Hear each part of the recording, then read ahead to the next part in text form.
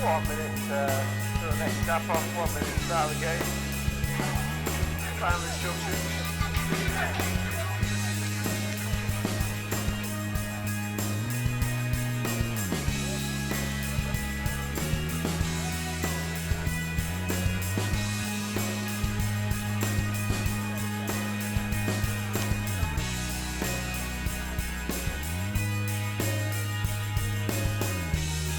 Players in the middle, 30 seconds. Please take to the field, ready to play.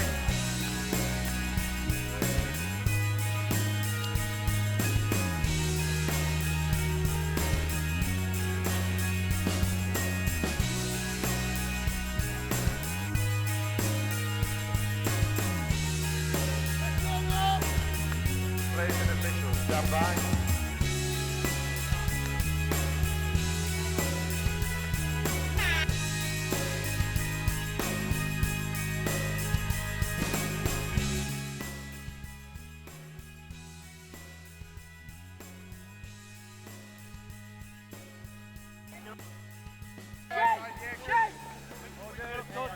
Get up, back. Bring him out! Yeah, go.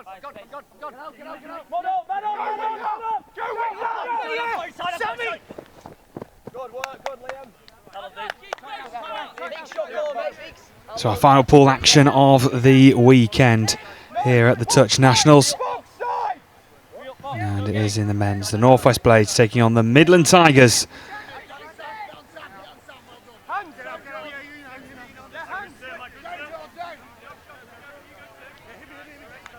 And the Northwest Blades looking to try and get off to the perfect start. Lots of recognisable faces in this side. Ben Meakin, Jordan Melling, Adam Brimlow. We had Cameron Burkett joining us in the commentary box earlier. Lots of recognisable faces and looking to try and get off to the perfect start. And 6th touchdown.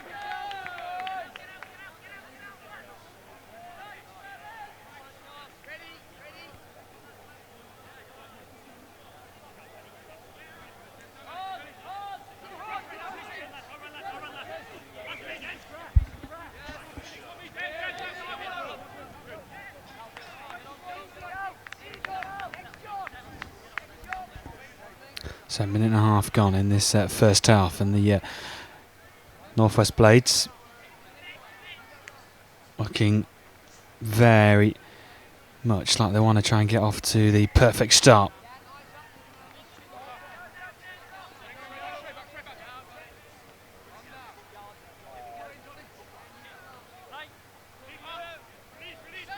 This is nice flowing play from the Blades.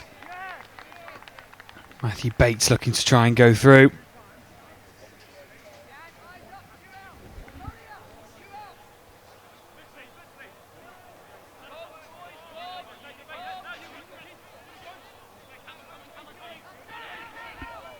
Nice play, trying to jink in and out. Johnny Leota for the Northwest Blades. Here he is, looking to try and weave in and out, looking to try and get through.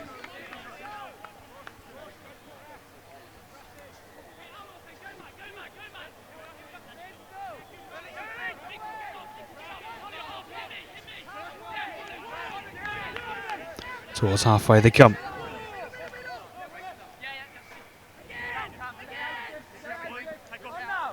Over the 10 metre. Trying to head towards the 5. The Midlands Tigers building up ahead of steam.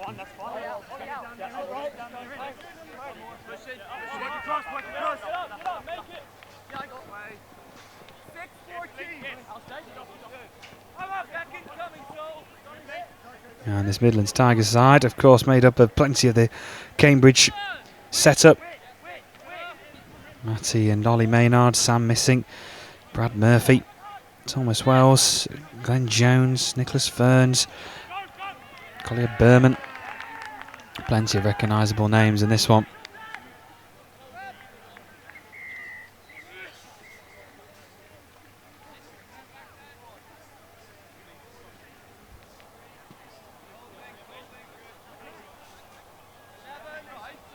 Ollie Maynard.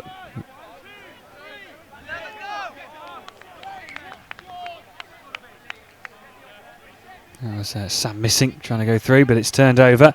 This should be a very entertaining and high quality game. Looking, both sides will be giving it their all. Ryan Mimshek's there involved. Gabe Pennington is there as well. Looking to try and go out down the left hand side.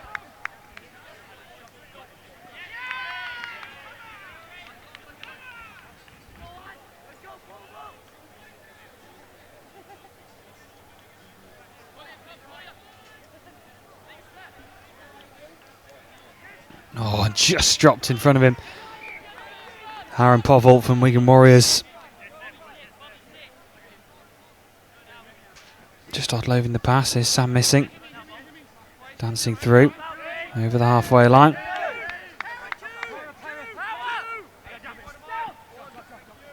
Collier Berman is there as well now. Will Lupton from Nottingham. Jacob Whitehead and looking to go out wide. And the first score. And it is for the Midlands Tigers. Sam Missing looking to go and spread it out to the right hand side. And Thomas Wells finishing it off for the Tigers.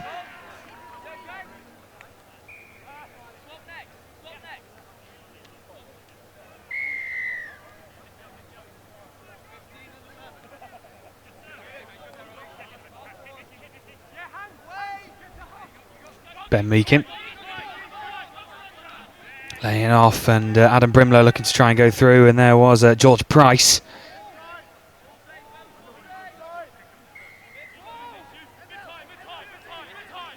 Adam Brimlow again, Ben Meakin in the middle. Here is Brimlow. Ben Meakin, and he goes through with ease.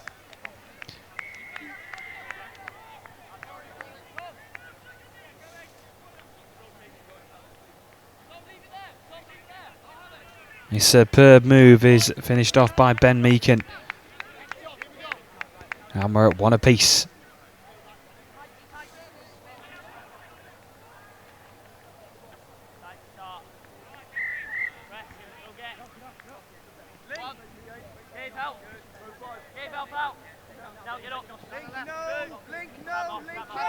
And the Tigers looking to roll back again. Under pressure, there's Will Lupton laying it off.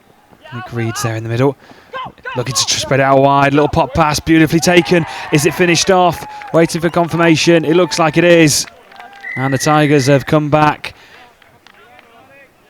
Will Lupton looking to go out to the right hand side. Nicely taken and a confident finish. And it's 2-1 to the Midlands Tigers.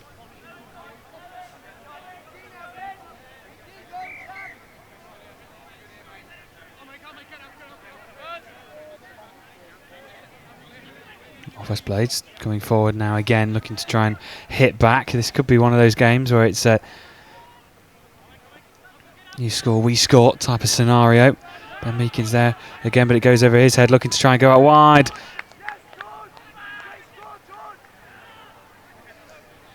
And wasn't controlled, and it's no score.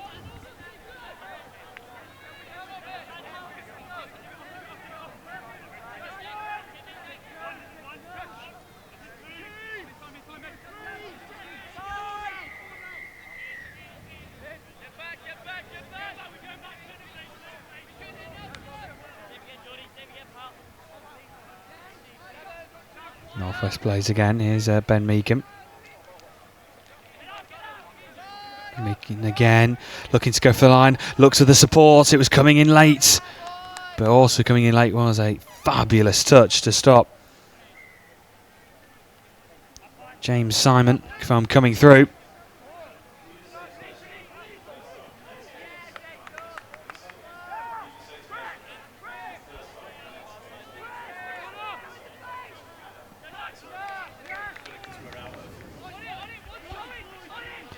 And Midlands Tigers putting under the pressure again.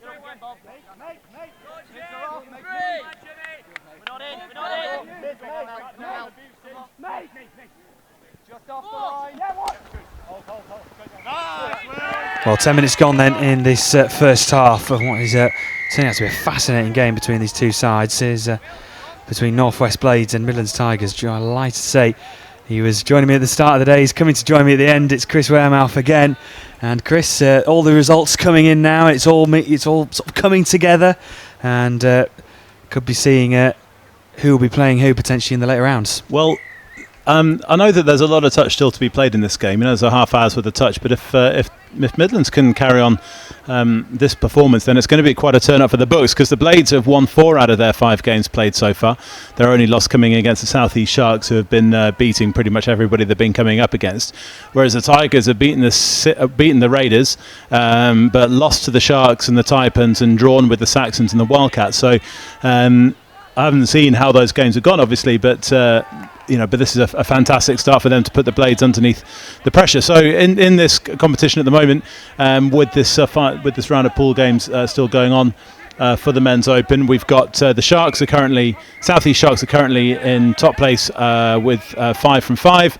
Northwest Blades and South East Taipans are both 4 games and 1 win on 17 points, the pair of them. And then there's the Southwest Saxons and West Wildcats, who currently have 12 points, and everybody has played 5 games. So it's still very much all up to play for in terms of who goes through to the knockout stages tomorrow, and Tigers are just behind on 10. Meanwhile, in the women's, because I know we just had the women's game. So there is a final round of pool matches first thing tomorrow morning for the women's open. But so far, the first place is gone to the South East Taipans, who are 5-0. Again, they have played some really, really good touch so far across all of the fields. And, the narrowest of their wins was 5-3 over the Midland Tigers, which, and the Tigers are full of international England talent, so there's no surprise that it was that close. But aside from that, they beat the Midlands Panthers 10-0. They've beaten the Blades 11-2, Southwest Saxons 14-1, and the West Wildcats 12-2, and they're playing the South East Sharks first thing tomorrow morning. So that's so they're very much leading the way with that. The mixed is at the moment is going the way of the West Wildcats, who have won all 5 of theirs, and that's a fantastic result for them, given the resources of some of the other regions, especially the Midlands and the South East. So fair play to them for that. And coming up for the final game of the day, which is the Junior 18s final, is between the Northwest Blades and South East Taipan. So looking forward to that as well. So yeah, it's there have been quite a lot of, I just talked about the blowouts that there have been, but there have also been a lot of competitive games. And, we saw, for example, the Midland Tigers against South East Sharks in the Women's Open earlier on today. That was a game that went down to the wire. So, so there's a lot of competition. Certainly has been. There's been some really high-intensity, close games. And this one is set up potentially to be another one, but Midlands Tigers are, at the moment, looking to really open up an advantage, and they've gone over the line again, and this could be a potential, like you said, Chris, a turn up for the books at the moment. Yeah, I think it depends on how the other results go, obviously, as to whether it depends on whether the Taipan can So let me just have a quick look at the schedule elsewhere in this one. Is that the Taipans are playing the Southwest Saxons at the minute, and the Sharks are playing the Wildcats. So it's very much jostling for position in terms of who's going to play who when it comes to the knockout stages and the semi-finals, when the top four go through to that.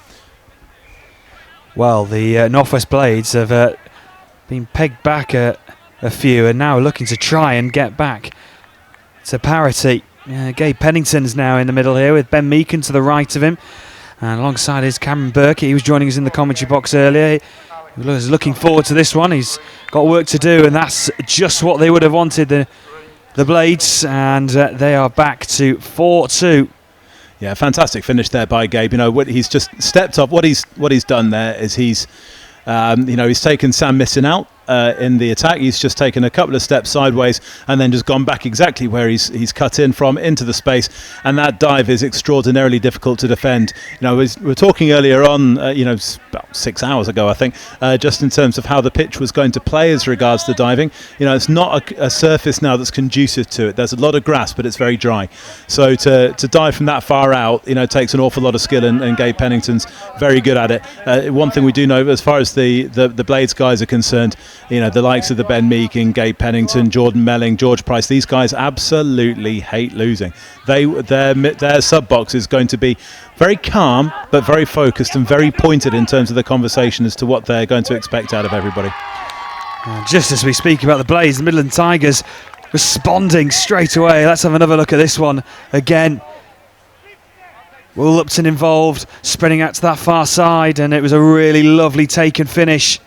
Yeah, it was a lovely pass out there by who's the 15 on the Jacob Whitehead, from Nottingham.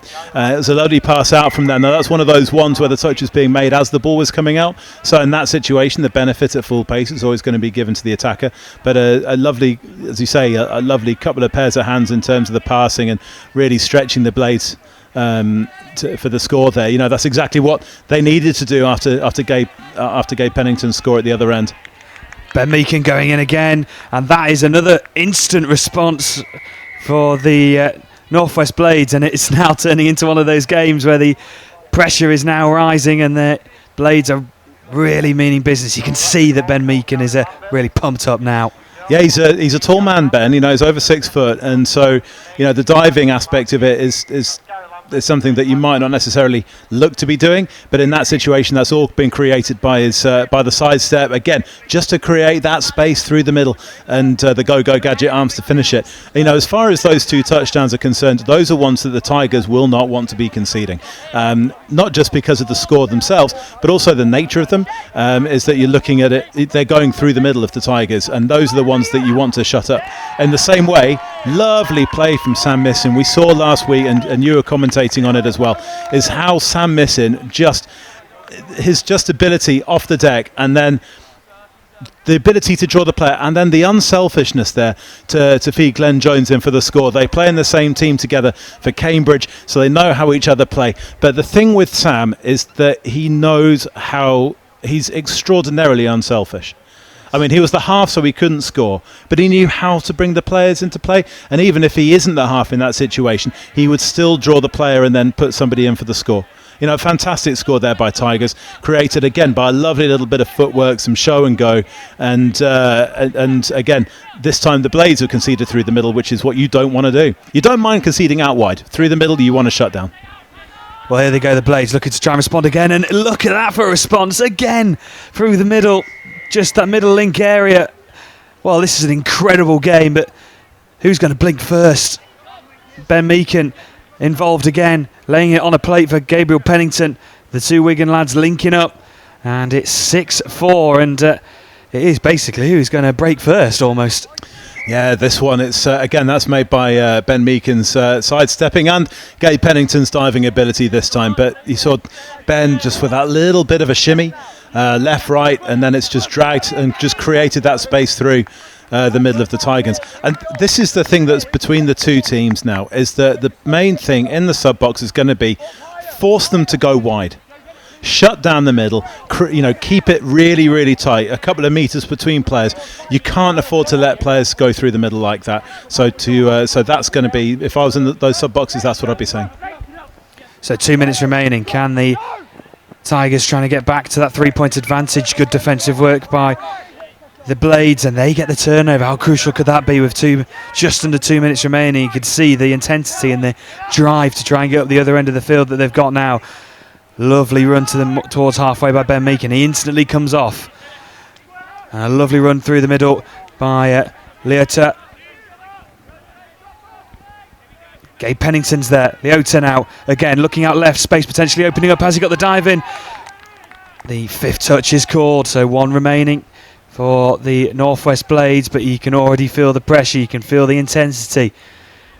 What a fantastic closing couple of moments we've got of this first half, and it's just lost and now turnover for the Tigers, and it's almost, let's get their breath back, but here they go again, straight away. Yeah, Johnny Liotta, who's a Samoan Rugby Union international and a long-term professional, notably with Sale Sharks. But you know, he'd have grown up playing touch like a lot of the Islanders and Southern Hemisphere guys are. You know, you see them around the circuit every so often, and you know, so he'll fit well in with the England international experience on the Blades, the rest of the Blades midfield, the likes of Gabe Pennington and Ben Meakin and George Price, as I say, on the wing. You know, these guys, you know, they won't be, you know, they'll be, like I said before, is that they'll be very calm and very pointed in the sub box. They're not going to be losing it. And Jordan Melling just coming in as well, just showcasing his ability off the deck. A couple of seconds then remaining, and it's not going to be for the Northwest Blades just before the break. It looks like we're going to be heading in to the interval with just that 2-point gap for the Tigers. Samuel missing now. Gets the touch in. And there goes the hooter. Just need to get that touch in. Oh, and it does come in. And that will bring an end to this opening 20 minutes of what's been a cracking game. Both sides have been giving it their absolute all, and I think we're in for an intriguing second 20, Chris. We very much are, Brad. And the best thing from the Tigers' perspective is obviously the scoreline. The second best thing is just how they've been playing, because you look down there, you know, a lot of their team, you know, Will Lupton, Matt Maynard, Ollie Maynard, Sam Misson, Brad Murphy, you know, they're all teenagers. You know, some of them were in action. You know, the Maynards, Sam Misson, Brad Murphy were all in action in Paris last week with the Junior Touch Championships with England, with under 18s, and they're up against players with a bit more experience and you know, in terms of men's open internationals as well. So for them to be leading and to be playing the way they are is very satisfying for them. So they've got a lot of positives for the Blades. Again, they're not going to be losing it. They know they can come back and go on to potentially win this. Yeah, you don't want to go anywhere. The second half of this intriguing game in the men's, Northwest Blades versus Midland Tigers, will be coming up in a couple of moments' time.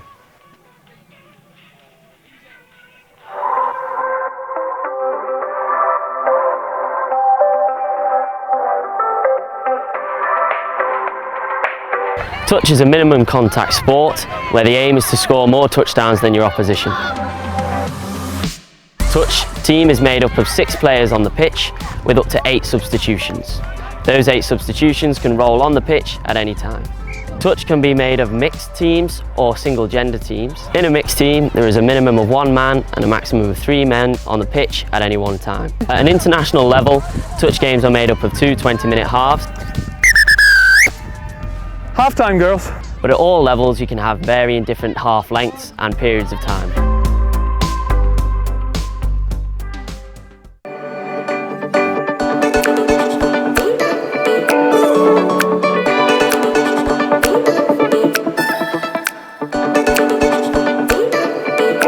To describe a changeover, it's as a result of a mistake. So mistakes can be from dropping the ball. Stay on! Ball's down. Just the ball down, girls. When the play has gone over the sideline or beyond the dead ball line. Touch 27! Good.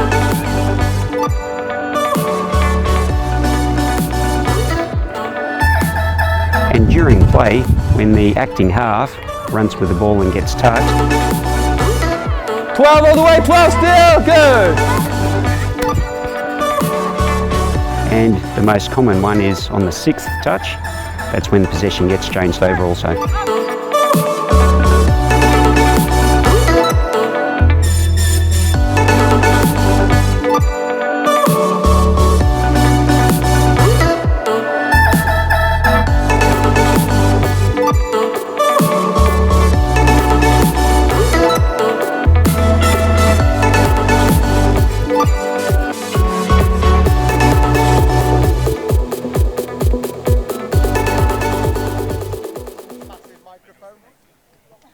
Could be fun though. I'm not so sure. That's fine. I don't want to be near that. Not that bad. They can understand anything I say anyway.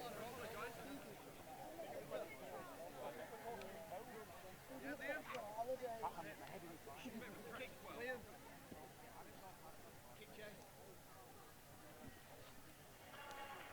and officials, 1 minute warning, 1 minute.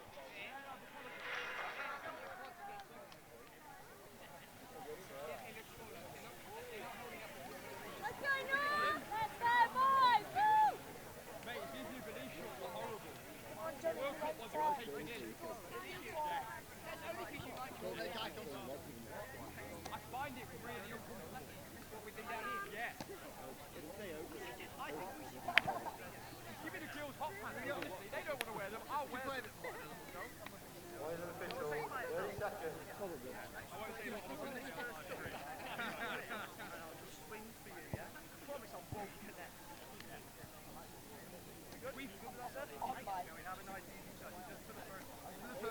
We've got Johnny, remember. Players and officials, stand by. Yeah, Johnny's going to love you.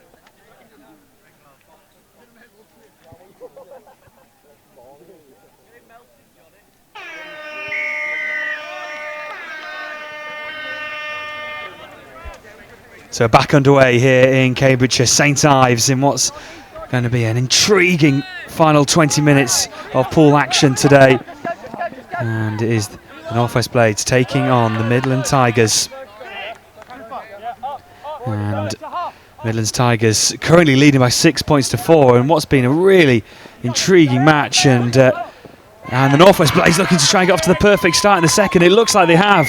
And it's been reduced to 1 inside 30 seconds. And that will just put the pressure back on the Tigers. Let's have another look at this again. It is that man, number 10, Johnny Leota, going over the line. And a perfect start.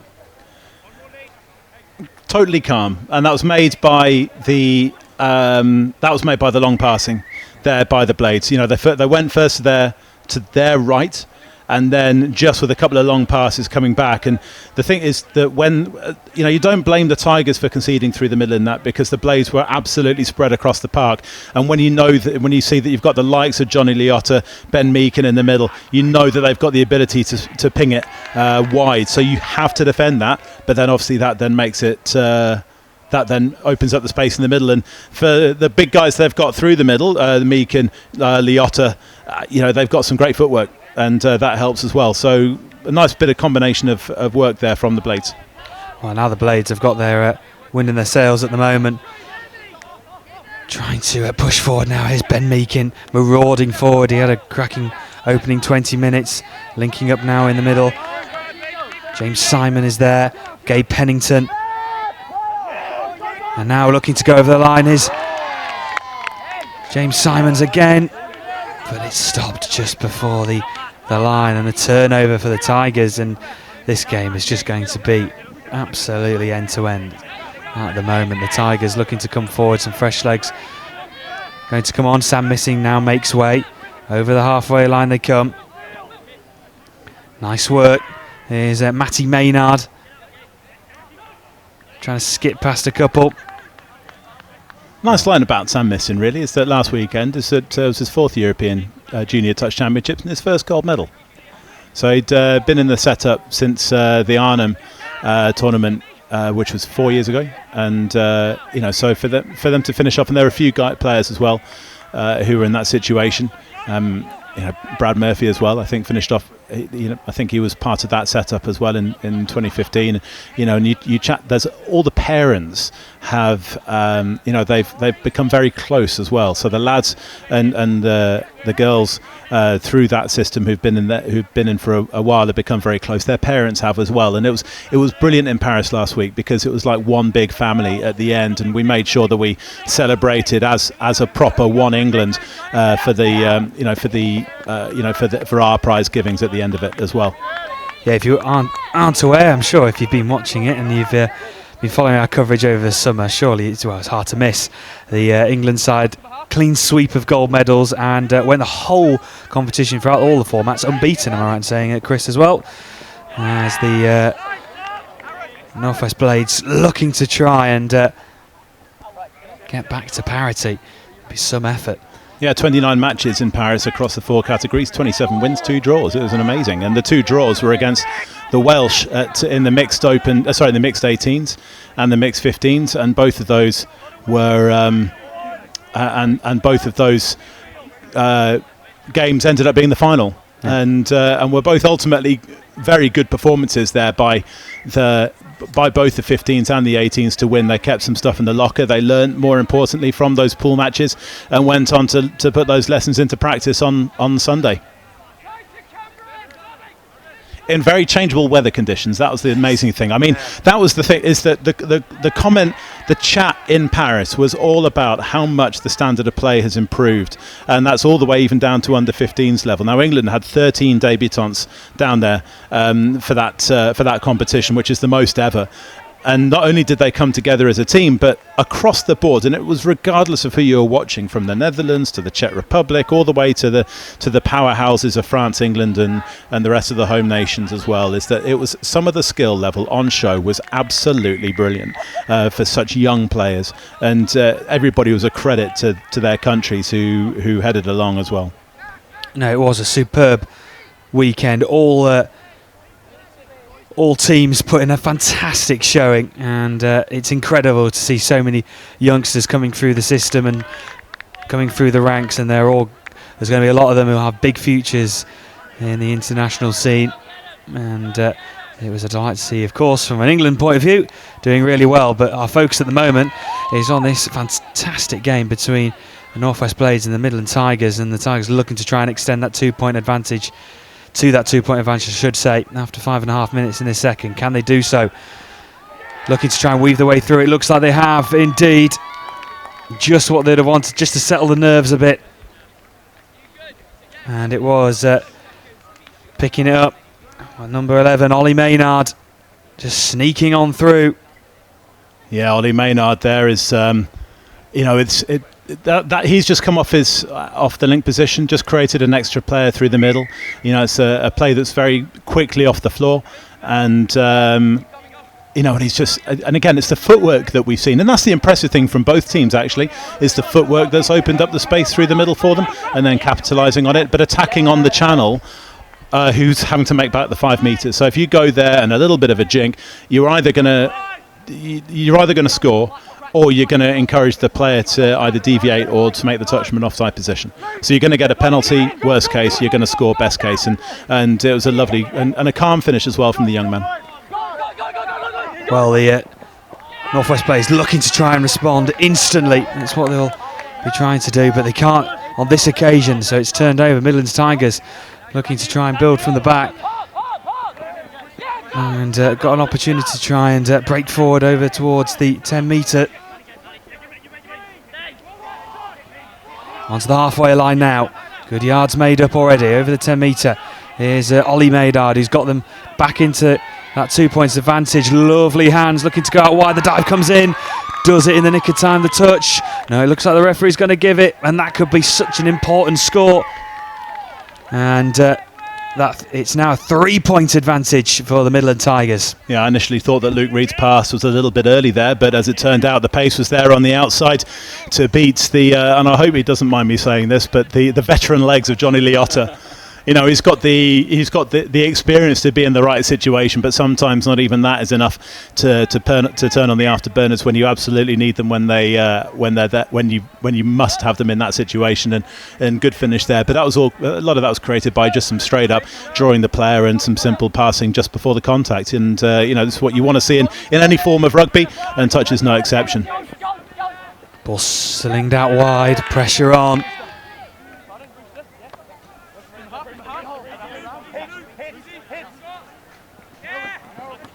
And North West Blades, oh, what an opportunity that was to try and reduce it to 2.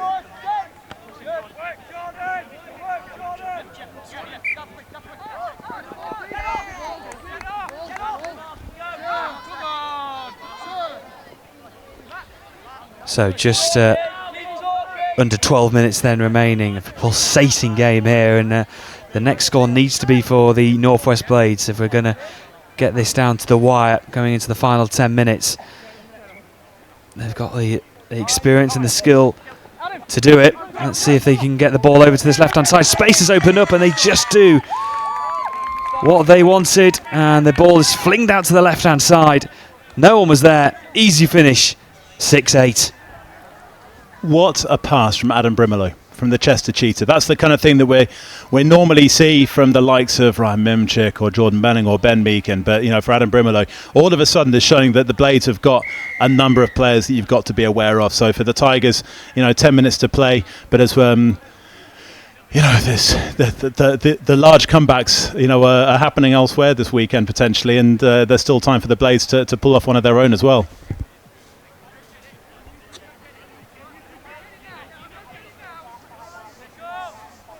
As Sam Missin looks to get the ball wide, there'll be a fresh set of 6 here now for the Tigers.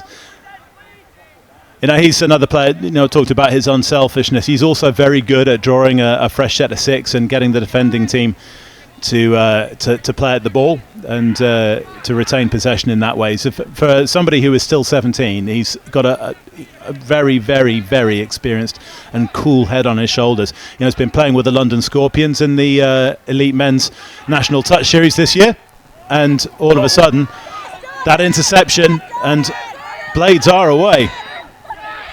Good covering though by the Tigers, but can they keep the momentum up? The Northwest Blades. Here is it, John Leota. It's the middle, Ben Meakin making that arcing run. Still the pressure on the Midlands Tigers defence, flung that to the right, little netball pass over, and that could be a score, and I think it is going to be. The referee shaking his head, and we're back to only 1 point. Incredible stuff from the Northwest Blades. That's pure instinct. It starts off being a touch move, but that was just absolute instinct from the 9.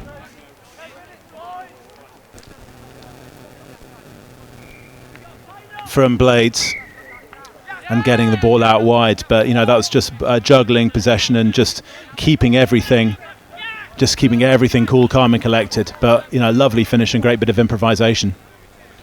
Here come the Midlands Tigers again. They'll be rocked by that. They'll want to try and get back to a bit more of a comfortable position. Here's Ollie Maynard into the middle.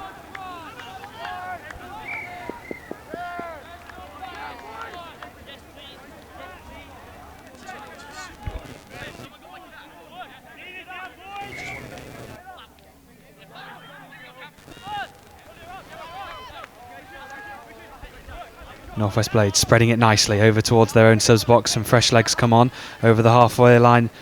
They pass Cameron Burkett in the white cap. He now makes way. He is joined in the middle by Josh Bendel there. Into the middle with Adam Brimelow. Looks to spread the ball out wide. Liam Lawton.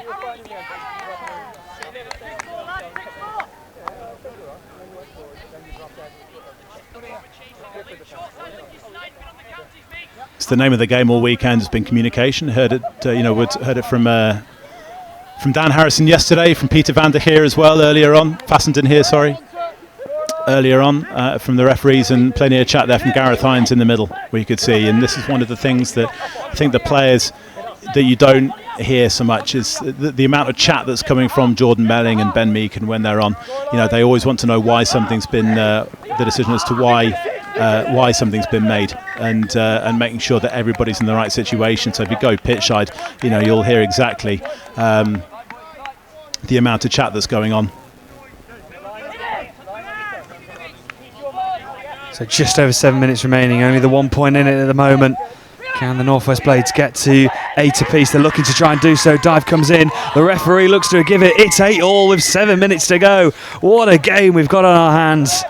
Yeah, fantastic finish there by Ben Meakin. I'm not so sure about the celebration, but lovely dive. We saw from Gabe Pennington earlier on, you know, the amount of diving in the middle.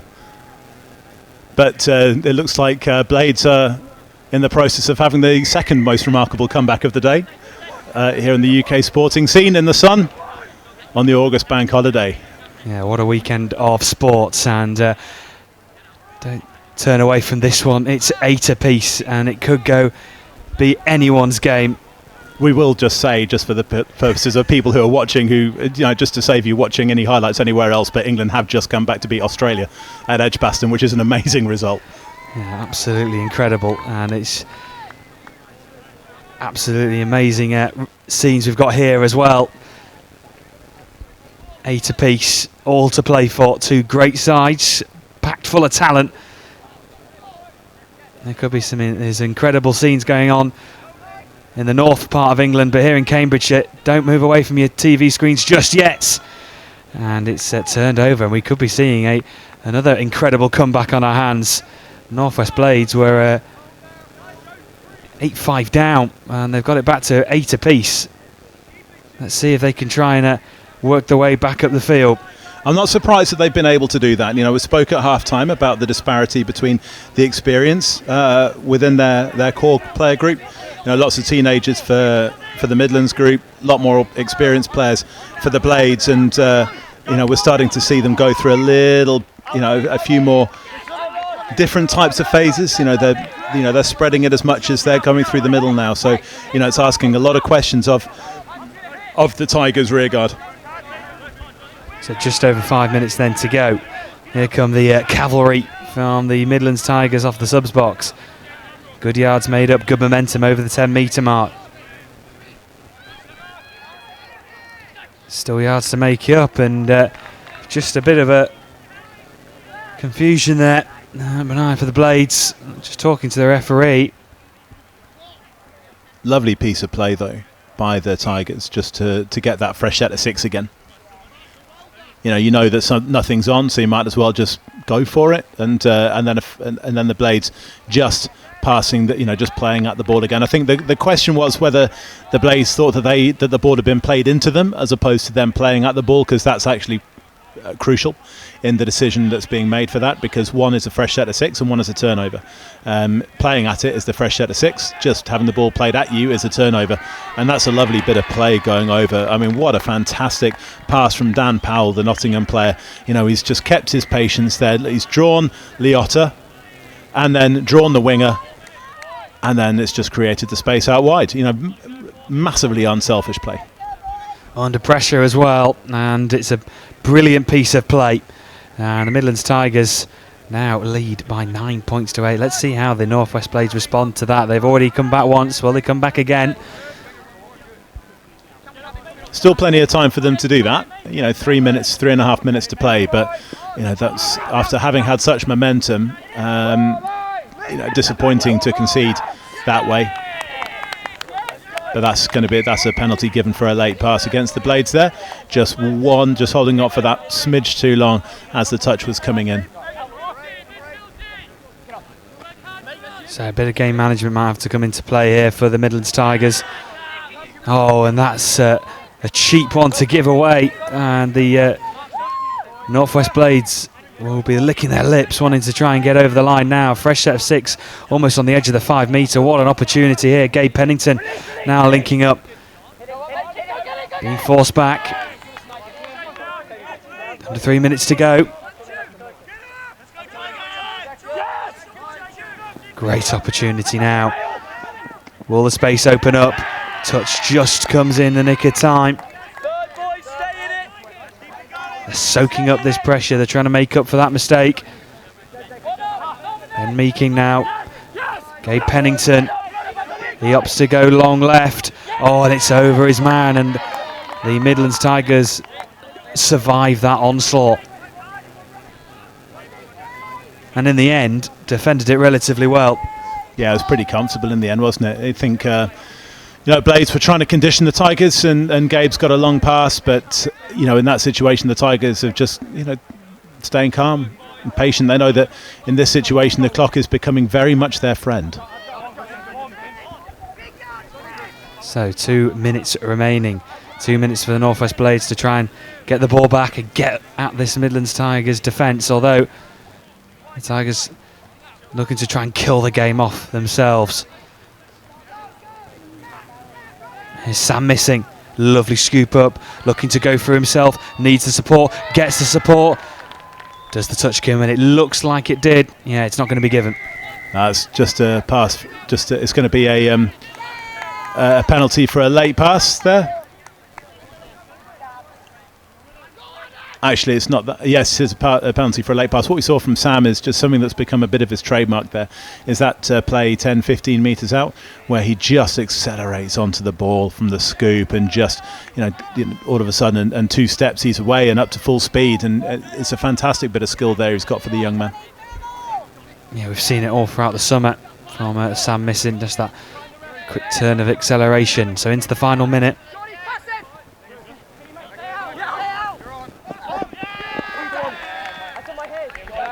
Can the Northwest Blades, can they somehow get back into it? Oh, it's looking very unlikely now. No, I don't think so. I mean, this is now this is now a set of 6 which you can just walk through essentially. And as long as the Tigers make it up to the halfway line, nice bit of game management. The Blades losing control there, with very inopportune time for them to do that. Good burst of acceleration. They're deep into the Northwest Blades territory now, and if they are getting the message about how many seconds there is left, surely just a bit of game management now. 10 seconds remaining. They've got to go. The Northwest Blades, no hanging about. Need to go straight in. Jordan Melling just needs to scoop here and just go. Here comes the hooter. He gets the message. Oh, and the pass is wayward, and that is that. And what a result that is for the Midland Tigers. They've turned one for the books here. The Northwest Blades have been defeated by this young, vibrant, exuberant Midlands Tigers side, and that's a fantastic victory. That's a turn up for the books. Blades had 1 foot into the semi-finals, 1 foot into the latter stages. Tigers really needed to win, but it was the manner in which they did that. They went 3 up and were playing some good stuff, scoring through the middle. They did have the option of going wide as well. With some of the players, the Maynard brothers and Sam Misson, have the ability to get the ball wide. As far as Blades are concerned, maybe there's a little bit of saving themselves for tomorrow. It's very, very hot out there. The best part of 30 degrees. But fair play to the Tigers. After the best thing about that was that after having conceded those 3 to tie it up, 3 unanswered to tie it up, they could have let it slip, and I genuinely thought that Blades were going to go on and win it at that stage. But for Tigers to come back to put it to bed with the late score 3 minutes from time, plenty of credit for them. Well, as the pool stages come to an end for day 2, we now move on to the serious business of the knockout stages, and we have our first quarter-final, which will come from the mixed competition. The Northwest Blades taking on the Northeast Riders. That will be coming up next.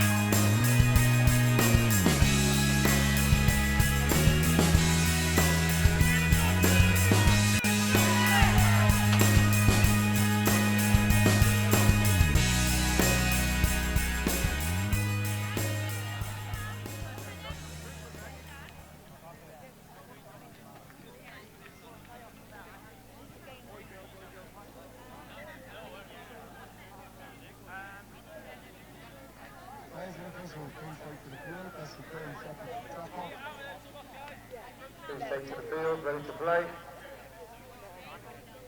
15 seconds.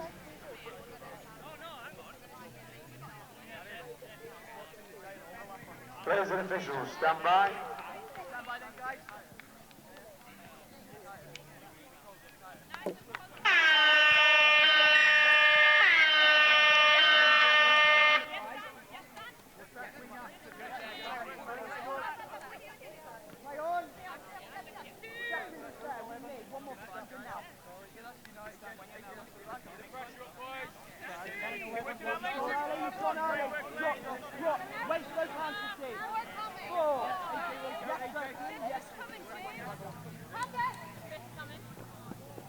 Scoreline, boys. Scoreline. Scoreline. Scoreline. Go. And everybody up. Play on. Ball away. Unlucky, unlucky. Well done, fella. For the half, guys. AJ, out ball. Find the ref. Let's get off, guys.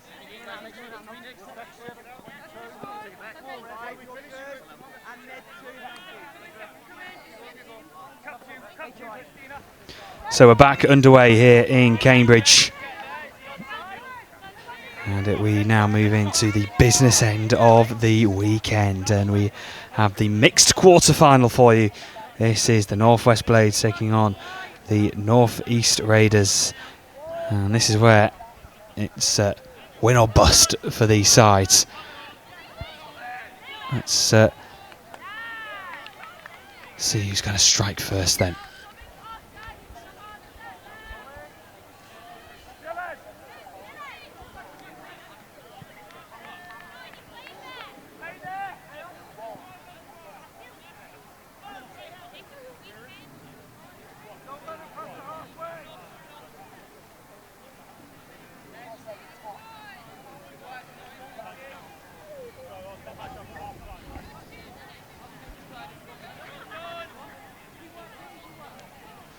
Northeast Raiders looking to try and come forward now, looking to try and forge their first meaningful attack. Leslie McCallan is in there. She's and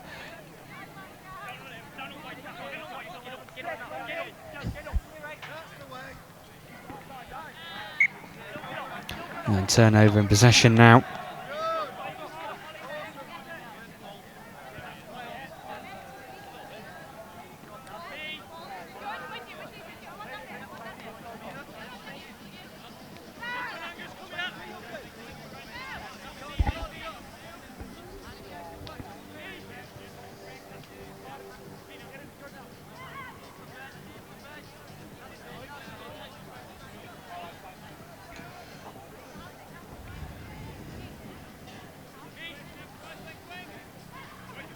This is some space potentially opening up the Northwest Blades.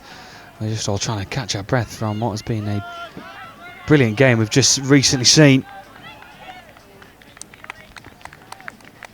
And Peter Bowyer looking to try and go through, and that is the first score of this mixed quarter-final. Northwest Blades taking the lead inside the opening 3.5 minutes.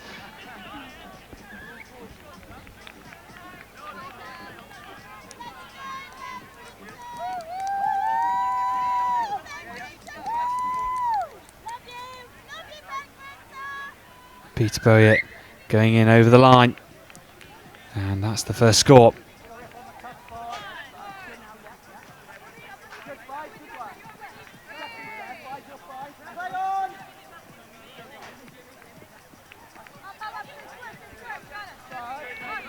Now the Northeast Raiders looking to try and drive forward themselves now. Adrian Williams is there involved, and now laying it off for Leslie McCallan.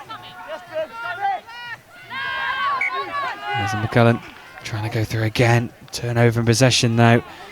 Just seems to be the story so far.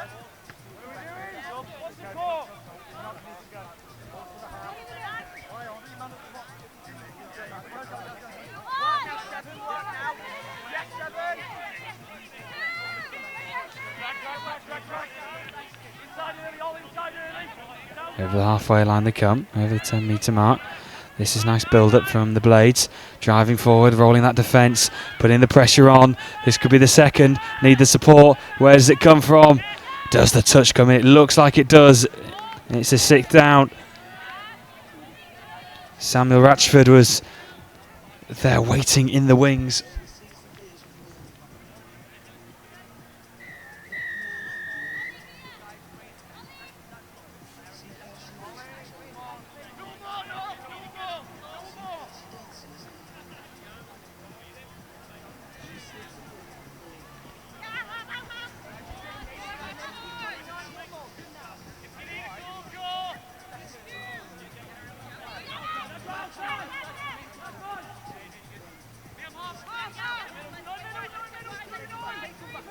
And the North East Raiders looking to come forward over the halfway line mark now. Coming forward. Switching out to the right. Space potentially opening up. They're looking to try and maybe go left.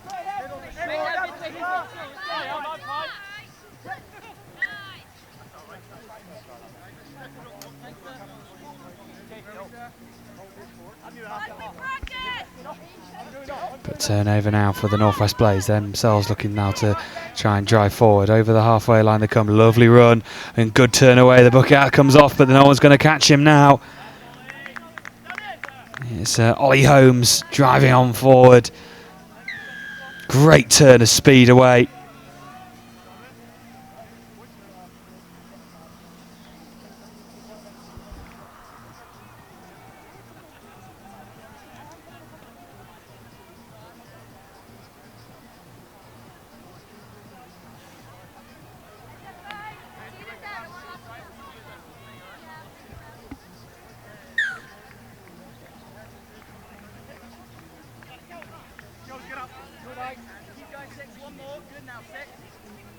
Keep on going there, the North East Raiders looking to try and bounce back straight away towards the 10-metre line, but it's dropped just in front. And it will be a turnover now for the Blades. They've taken control of this quarter-final so far, leading the way. Over halfway line they come, good turn of pace away. Jordan Hankey. Lucy Morris there also now. Some support, Nicole Bell. Now into the middle, finding Peter Bowyer again, and a dive just coming forward, trying to retrieve that ball. It was Nola Quinn from the Manchester Chargers.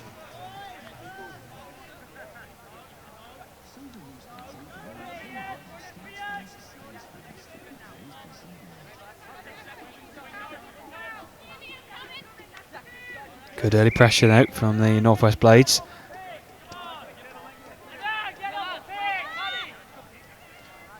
Trying to apply it early.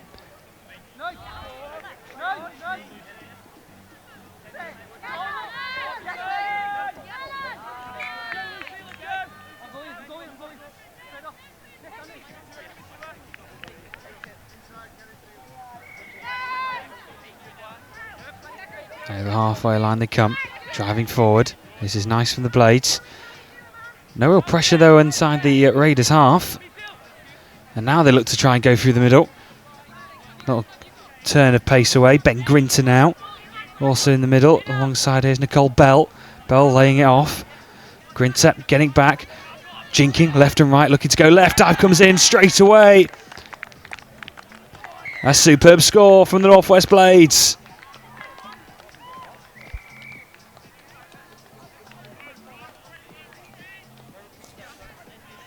It was Bex Holmes currently applying a trade at Curran Natwich, who went over the line, and the Northwest Blades now into a comfortable 3-point lead.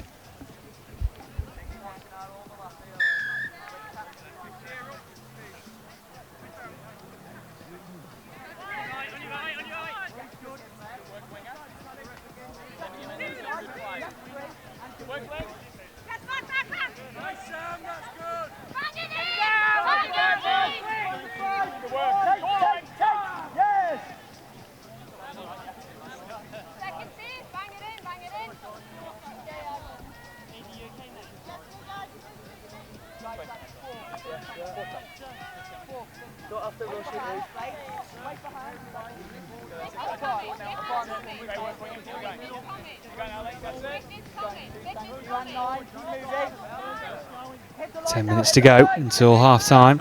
North East Raiders.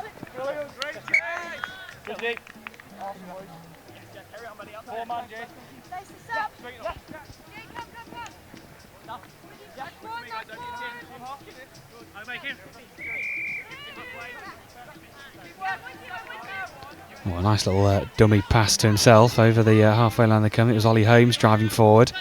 Now in support. There was Dylan Fletcher. Fletcher and Holmes seem to link up nicely when the flow is right. And it's turned over though.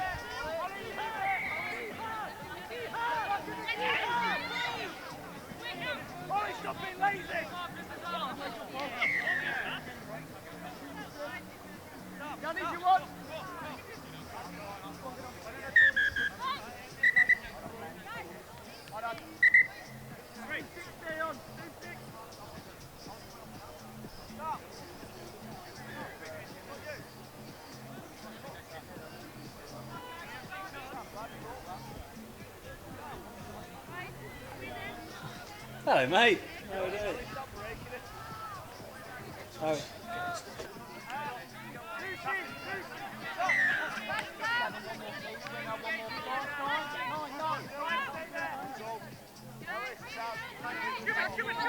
Yes, Link, you're fine, I'm winger. Get it in the middle.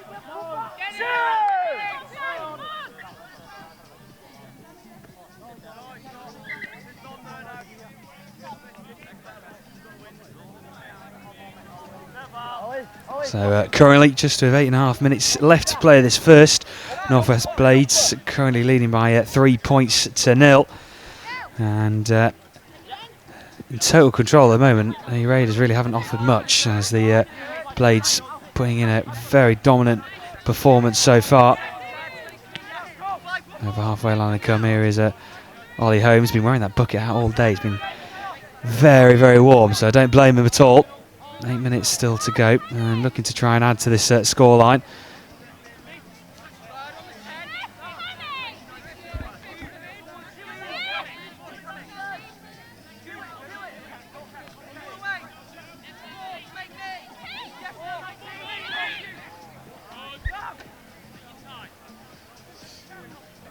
So the Northwest Blades still looking to try and apply the pressure. If they can try and add another one here, it would really put the pressure on the North East Raiders.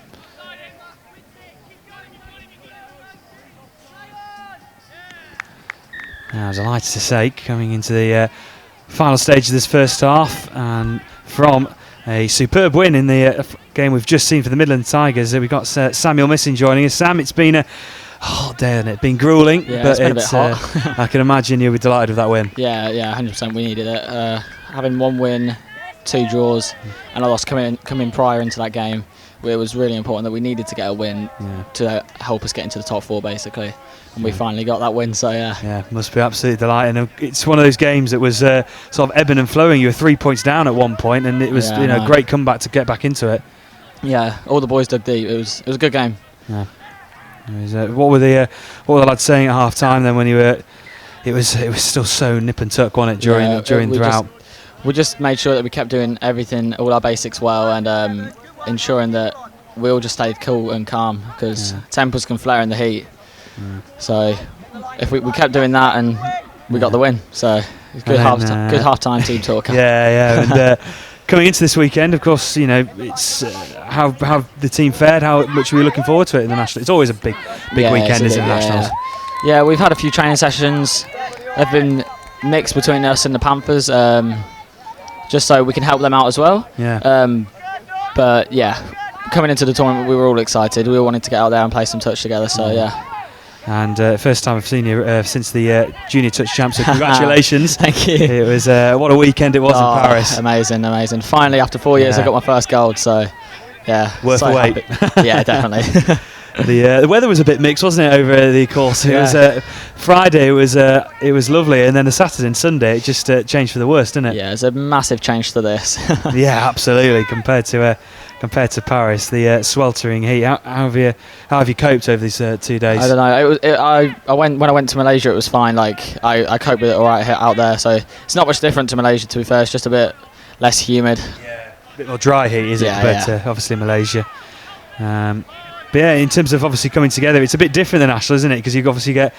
I know a lot of the guys are coming from Cambridge to play in this play in your side, but it's interesting getting players from different clubs all coming together. How's that dynamic? It's fine. We're fine.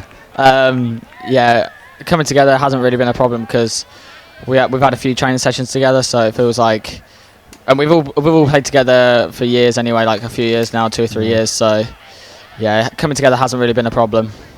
Yeah, of course, like Will Lupton coming in from Nottingham, you know him, he's done really well there. Of course, so it seems like a really easy transition in the end. And the Northwest Blades currently leading by 4 points to 0, 4.5 minutes to go, and then this is our first knockout game we've seen live, and of course in the knockout games tomorrow. How does that mindset have to change for tomorrow? We just know that we've got to go harder than every single minute, like we did in that Northwest game. Otherwise, it won't go as well for us, basically. And overall, Sam, of course, it's been such a busy time for you over the summer. So many competitions. It's been a long summer. Yeah. How's the body? Of course. Yeah. How's the body coped with it? It's getting towards its end cycle now.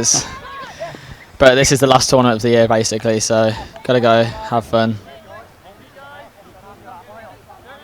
And at the moment, the Northwest Blades in control at the moment, and looking to try and come towards halfway. Some fresh faces coming on, and we're seeing a lot of rotation, of course, with that heat. Was that something you've really talked about, obviously, going into that one? Yeah, it's definitely harder. You need to keep rolling the subs, 100%.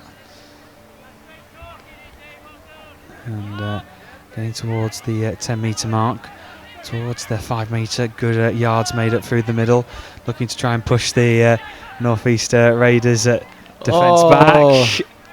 Just a drop ball there. Unfortunate. Just maybe a lack of loss of concentration there, just coming into the final stages. Fatigue will start setting in now, especially because they would have played 2 to 3 games today, so especially in this heat. So just under 3 minutes left to play until the half-time interval. Let's see if the North East Raiders can get one back. It's such an important time of the game. The momentum can change, especially in these 20-minute halves. A game can, well, like we just saw in your game just then, it can just change, can't it? And that's 6th touch, is it? Yeah, it looks like it. So turnover for the Northwest Blades. 2.5 minutes left to play until the half-time break, and maybe just a bit of game management wanting to creep in just to try and see it through. Yeah. Is that something you guys have? Is that something you guys have talked about? Of course, the game management side of things, especially with the heat. Coming into the game, we were all feeling a bit tired, and we had to manage the game. Otherwise, it wouldn't end well. Just seeing a few of your teammates and other players coming by. I think that's the beauty, isn't it, of the National? Seeing old mates from different sides. It's great, isn't it? It's good fun. And just under 2 minutes to go. Northwest Blades still applying that pressure. A 5th now, and would really cement what has been a top first half. Good pressure though from the Raiders. On a quickie. Played with him last weekend at European Junior Touch Championships. Had a really good tournament. Running a short play. Oh, has he got through? No. Oh no. Referee just having second thoughts, just playing with us then, just toying with what decision he was going to make, but it's no score. But the Northwest Blades still with the chance. Oh, a lovely little pass out to the left-hand side.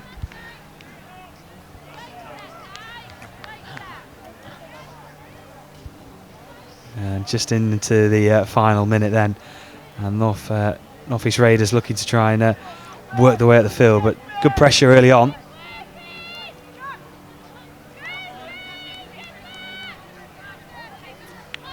Looks like it's an over the mark call, maybe. Yeah, over the mark by the North East Raiders. If North West Blades are lucky, they could get a score here before half time. We'll have to wait and see. They must be frustrating ones to give away, especially when you're in your own half and you're wanting to try to build that momentum. 15 seconds left of this first half. Can the North West Blades get an added extra point to the board before the break? Nice movement. Wiggling his way through, but touch comes in. Hoots is going to go any second. There it is. Gone. Final phase of play. Can they finish it off? Ball played out wide. No, they can't. And that will bring an end to the first half, where the North West Blades currently lead by 4 points to 0 at the break. A superb first half performance for them, and they're well on their way to confirming a semi-final place. So we'll be back for the second 20 minutes in a couple of moments' time. Challenge, challenge.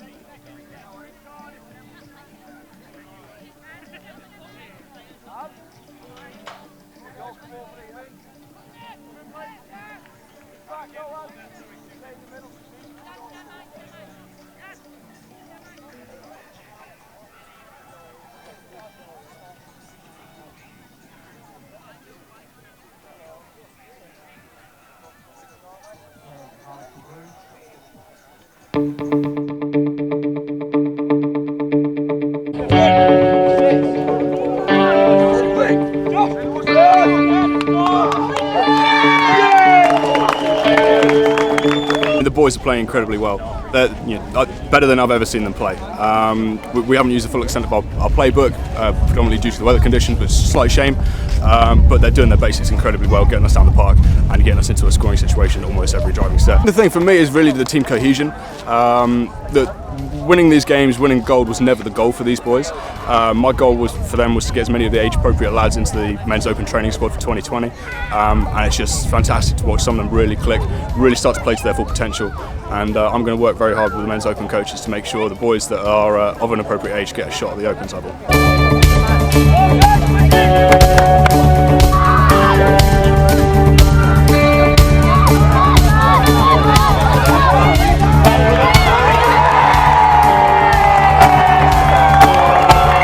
It's been tough, but the result is exactly what we wanted. I'm incredibly proud. It was a really good campaign, and we've been very blessed with a very good cohesive team that has all worked together incredibly well, but couldn't have done anything without the assistant coaches of Keish and Catherine and Matt managing, and all the background help from the high performance team and Pippa. 13 debutants is probably a record for any junior touch team. I think I lost quite a few of the kids from last year, went up into 18s, managed to hang on to 3. The team just gelled straight away. We got working with lots of teamwork, and they just did brilliantly.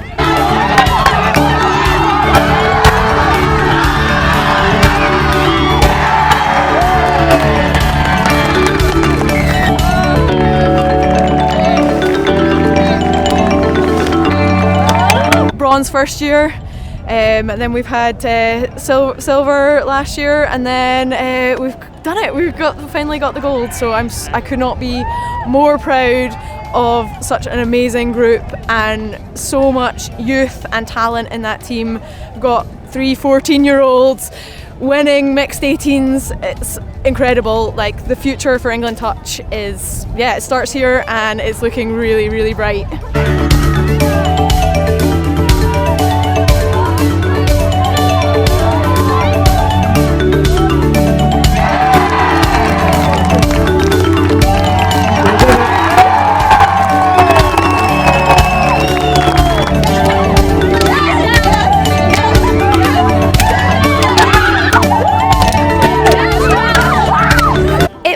Business as usual, I must say. I'm quoting Semi Phillips, High Performance, who has just said that, we've been professional throughout the whole tournament.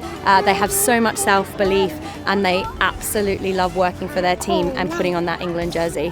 Couldn't be happier. This has been a sensational weekend for England Touch. Our 4 gold medals. I don't think we've never achieved that before. JTC, and we're ecstatic. It shows that our high performance programme is working, and the athletes we're starting to create are fantastic, and we're so proud of them. Absolutely incredible to be unbeaten at championships in every division. So hats off to our coaching team and to the athletes themselves for producing such an outstanding result.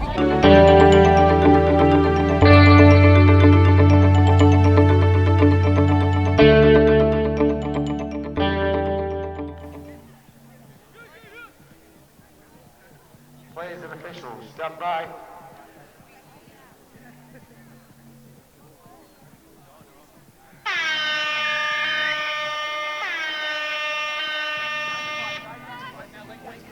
So we're back underway then in this mixed quarterfinals. Northwest Blades taking on the Northeast Raiders, and it is the Northwest Blades who currently lead by 4 points to 0 at the interval. And it's been a very comfortable first 20, and they've got the tap off. I'd like to say, joining me for the second 20, I have Samuel Missing, who is representing the Midland Tigers this weekend, and it's been a pretty solid start for the Northwest Blades, and looking to try and get through to the semi-finals. Yeah, looks like a. Oh, I thought that would have been ball down.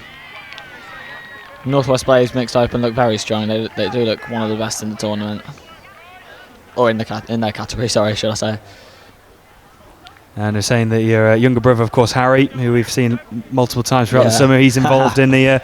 Is it mixed 18s? Is he involved in now? Mixed open. Mixed open. Yeah. So he'll be playing the other. He'll be playing the other quarterfinal at the minute. And we'll try and keep you updated of all the scores going on around the pitches. Oh, so much going on. 4 pitches in total. It's almost hard sometimes to keep up with everything that's going on. Holly Holmes trying to just sneak his way through. But so come to an end of day 2. How are the guys feeling going into tomorrow then? We're feeling confident now. Now that we be one of the favourites actually, so we're feeling really excited, really good. Just got the Panthers in the morning, so the Midlands team, which is on pitch 1, I believe, and then then it's hopefully, fingers crossed, touch wood, top 4. Yeah, on pitch 1. Pitch 9:20. Pitch 1 tomorrow. Tune in for that one. Midlands Panthers, Midlands Tigers. That'll be at 9:20. Before that, we will be up at the crack of dawn, 8:30 for the women's. Northwest Blades versus West Wildcats. That is an early start. That is an early start. It is. You don't want to be drawn in that one, do you? God no. No. Yeah, how are the team we are covering tonight? Will be just a sort of a relaxing evening, just getting ready for tomorrow? I think we're going out for a meal maybe later. Yeah. Definitely a Nando's. Get the protein up. Yeah. And Northwest Blades currently leading by 5 points still at the moment. Northeast Raiders looking to try and get back into this one. Just need to get the next score, definitely, if they want to try and get back into this. If you're in this position, Sam, what's probably the best way of going about it? You know, if still plenty of time left, really. 17 minutes to go. You're 5 down, but it's not impossible. No, definitely not. That'll help Northeast Raiders' cause, definitely.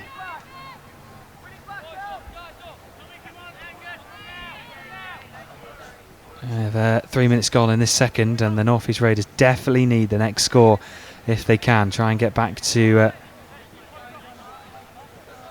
5-1. Just get a bit of a building block. Let's try and start again.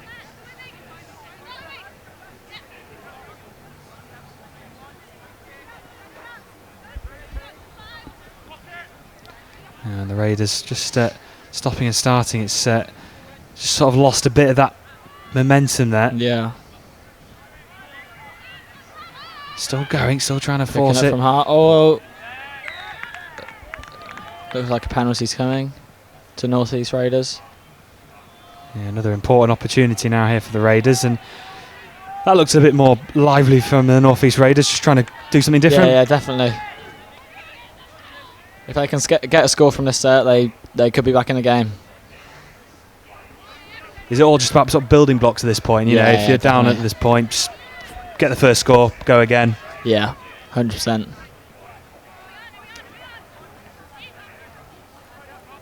Here come the Northeast Raiders then.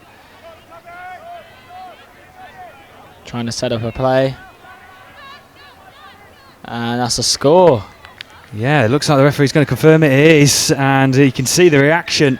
And North East Raiders back into it. They needed this score. It's 5-1 on the scoreboard. Still plenty of work to do. But that's just what they would have wanted. And it's 5-1 on the scoreboard. So Sam, yeah, as you were saying, that was your 4th time at the JTCs, Yeah, and you finally got that gold medal. Yeah, about time. How has it been sort of over the years? How have you seen in terms of you've obviously been like a youngster, obviously just coming through? I played mixed 15s the first year it was put into JTC. That was an experience. I've never really played touch before. I was fairly rough and new to the game, to be fair. How does it feel like your sort of skills and development has come through, and it's sort of that rise along with England touch, hasn't it? It's just developed and developed, hasn't it? Since I played my first JTC, touch has grown massively, like through Open, seniors, juniors. Now juniors now have their proper own category at nationals here, so it's good to see. It's good to see. And last year they held their own nationals, so it's always good to see. Yeah, and it was. It must have been, well, it's very encouraging to see across Europe as well. You had side like I know you had the UAE were representing in the JTCs, of course France were there. You had loads of different sides, and that must be so encouraging to see as well. And to go undefeated as well, like not losing a game throughout 29 games across all categories is pretty remarkable. Pretty good, yeah. Pretty remarkable stuff. I think it was 27 wins, 2 draws. In the end, wasn't it? Yeah. And then because mixed 15s drew to the Welsh team, then they beat them in the final, and then we drew to the Welsh team in the mixed 18s, and then we beat them in the final. So technically, we beat all teams. But Ollie Holmes out the back. Is that a score? Just wait for confirmation from the referee. No, doesn't give it. 5th touch.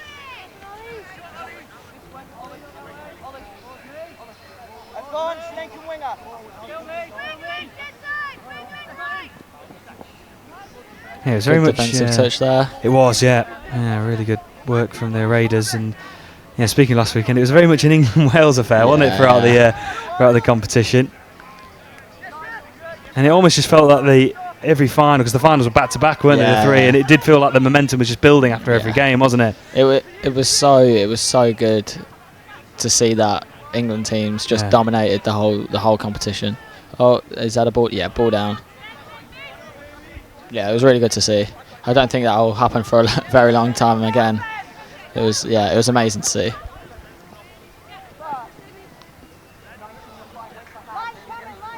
Yeah, we actually, if you just stayed with us at the break, we saw one of your scores as well. Just reliving the moment. The intercepts. Again. Never normally go the length of the pitch, not want to get caught. So, yeah, it was nice to get that one. And I'm actually, was it the weather in terms of actually it wasn't as hot? Did that probably help in terms of that lung busting run? Nice for diving. Yeah. It's lovely and soft and wet. Yeah. No, it's a bit, completely different change of temperatures. And actually, if people did tune in over the weekend, might not know that we were discussing at the break that the weather just suddenly turned to beautiful sunshine straight after the end of the tournament, didn't it? Yeah, whilst Chris was doing his presentations at the end, it was bright sunshine, almost too hot. So, yeah, typical. It was. It really was, wasn't it? It was. But again, just brilliant weekend in Paris, and memories. I think pretty much everyone will never forget. 100%. Ollie Holmes scooping out of passing out of half. Is that a score? Yes, it is. And they've restored that 5-point lead, and it was a lovely pass out wide, wasn't it? Just good pass from Ollie.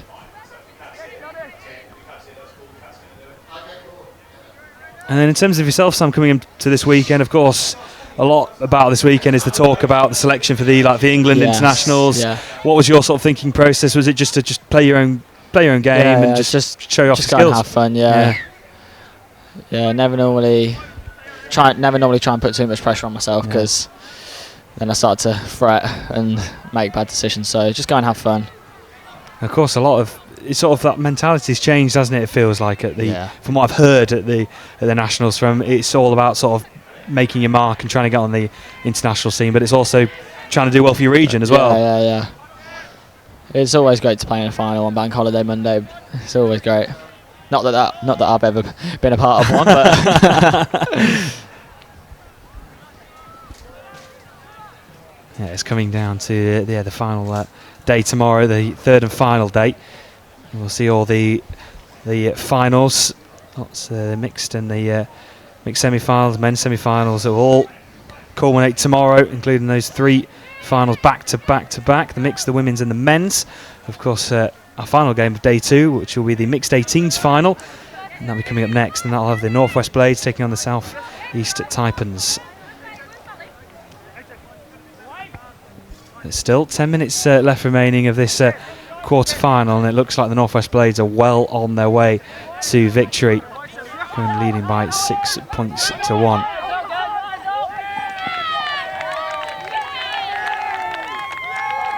And looking to add their 7th of the match. And it's a turnover though. Let's have another look at the replay on this one. Oh.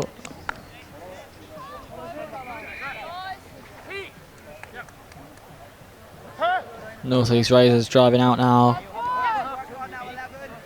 Looking to head to the box probably to get some subs on. You just feel a bit laboured, doesn't it? Yeah. Bit fatigue kicking in. This is 4th touch coming, 4th now. Oh, that's 5th. This is last. That's a good defensive set from Northwest Blades, very good. That's something you really aim for, isn't it? Trying to, if you can, even reduce them to still in their own half. Yeah. It's ideal. And in terms of yourself, Sam, of course, just briefly talked about the whole summer itself. How do you feel it's gone? You played in the touch series, of course, with Cambridge, and that was how was that? It feels like almost a lifetime ago, that, doesn't it? It does feel quite a while ago. Yeah, it was good fun. I think we came 3rd overall, fairly sure. Yeah. That's not bad, considering we don't really train, but yeah. And you're a young side as well, of course. Yeah, you got yourself and Harry and the 2 main, Ollie and Matt as well. But you've got a good sort of mix of experience along. You've got Kat and Glenn Jones, of course. So it feels like a team building for the future. Yeah. If it sticks together, of course, it can. Yeah, we'll see what happens in the future. Yeah. What's the plan over the winter then, Sam? Is it obviously potentially being involved in the England setups, the England camps, and then well-earned rest, I'm sure as well. For a bit, yeah. Yes. I think I need a bit of time away from touch. Yeah. Just chill for a bit. Yeah. It's been a long old summer and winter. Yeah. Well, last winter training for Touch World Cup, and then this summer still playing. After Touch World Cup, it felt like, oh, that's it. Yeah. And no, we go again. No, straight into it. It almost felt like only a matter of days until the end of the World Cup, and then we were in Banbury, weren't we? Yep. It just that's a lovely score from Ben Grinter there. Lovely quickie and the throwback. Look at that. Majestic. Super play from Ben Grinter. He's been a key player in this side this weekend. The 17-year-old currently playing for the Chester Cheetahs, England boys under 18s.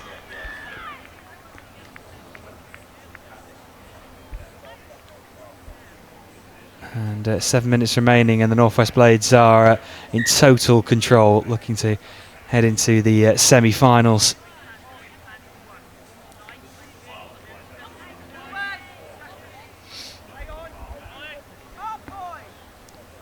See if the North East Raiders can try and finish off in style. Can they try and see if they get a few scores just to reduce the deficit?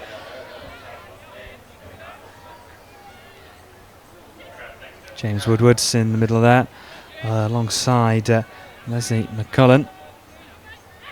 McCullen just drifting through. Is that half court? Yes, it was. Ollie Holmes on the ball.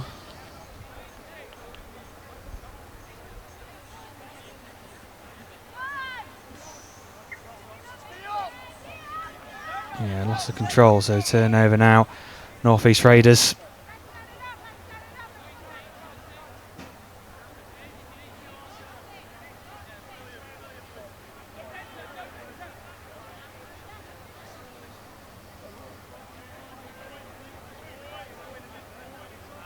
So 6 minutes remaining then, and the Northwest Blades are only just over 5 minutes away from booking themselves into a mixed semi-final place for tomorrow's play. Referee giving Ollie Holmes a talking to. Naughty boy. Yeah, referees also been on top form today. They've had to be. It's been sometimes really quick and intense games. The standard of touch this weekend has been pretty frightening, hasn't it? It's been really good. It's been good. This is a bit better from the North East Raiders. I think that's 6th touch. Yeah, I'm fairly sure it's 6th touch. Is that something you try and do even if you're in this position? Just try and use all your touches. Just trying to get, keep going. You don't want to be messing up or dropping the ball on one. Like I think the Northwest Blades have just done that. Yeah. Good opportunity now for the Raiders to try and attack that line. Just under 5 minutes left remaining. Moving up to left and right. Just a simple layoff.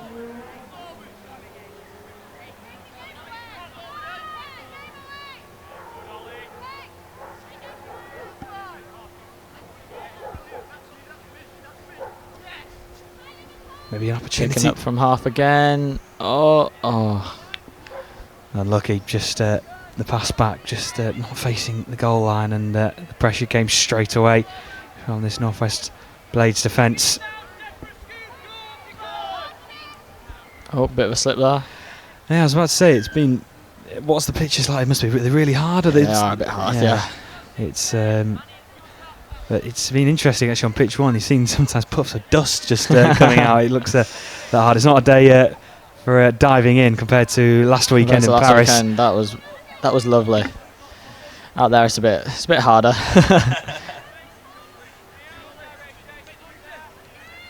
North East Raiders. Look, just saw that run and didn't lay it off, and it will be turned over.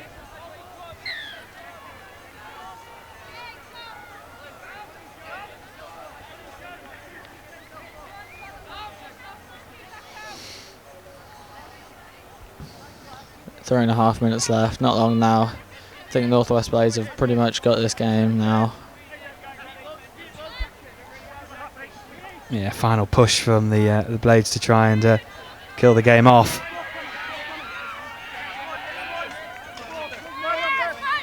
Let's see if they can do just that. Just over 3 minutes remaining. New players coming on all the time, keeping it fresh. That's this left-hand side. And that's 6th touch. Hopefully North East Raiders can get a score here. Hopefully.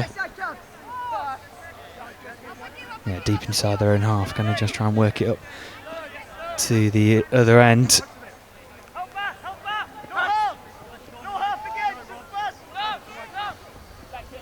So what will be the talk then tonight between your team looking ahead for tomorrow, then the knockout stages? It's that time of the competition where it is almost just win or bust, isn't it? Yeah, pretty much.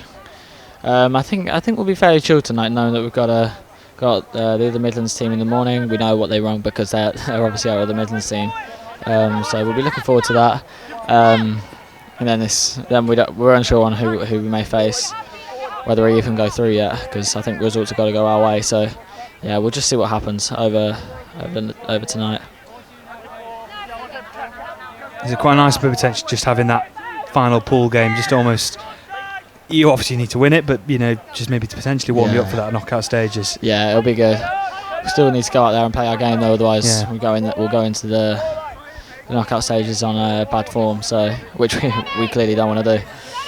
I think this will be the first time. If we do make top four, this will be one of the first times in about, well, definitely in my nationals career that I've played nationals for 3-4 years. So, yeah, we'll see what happens. Yeah, trying to round off the summer on the high, and potentially what a week it could be. Winning gold in Paris and winning gold here, that'd be brilliant. Some week, wouldn't it? Yeah, would be some week. But just as we enter into the final stages of this mixed quarter-final, and it is the Northwest Blades who are well on the way to booking that semi-final berth. Yeah, just over a minute left. And we will be bringing one of those mixed semi-finals and the mixed final for you live tomorrow. And we'll confirm who is in that mixed semi-final that we'll bring to you tomorrow into the final minute then. Stayed 7-1 for quite a while, hasn't it? Yeah. Is that just Northwest Blades knowing that the game's sewn up and probably taking the just, foot off the gas maybe aside? Yeah, probably just conserving energy for tomorrow.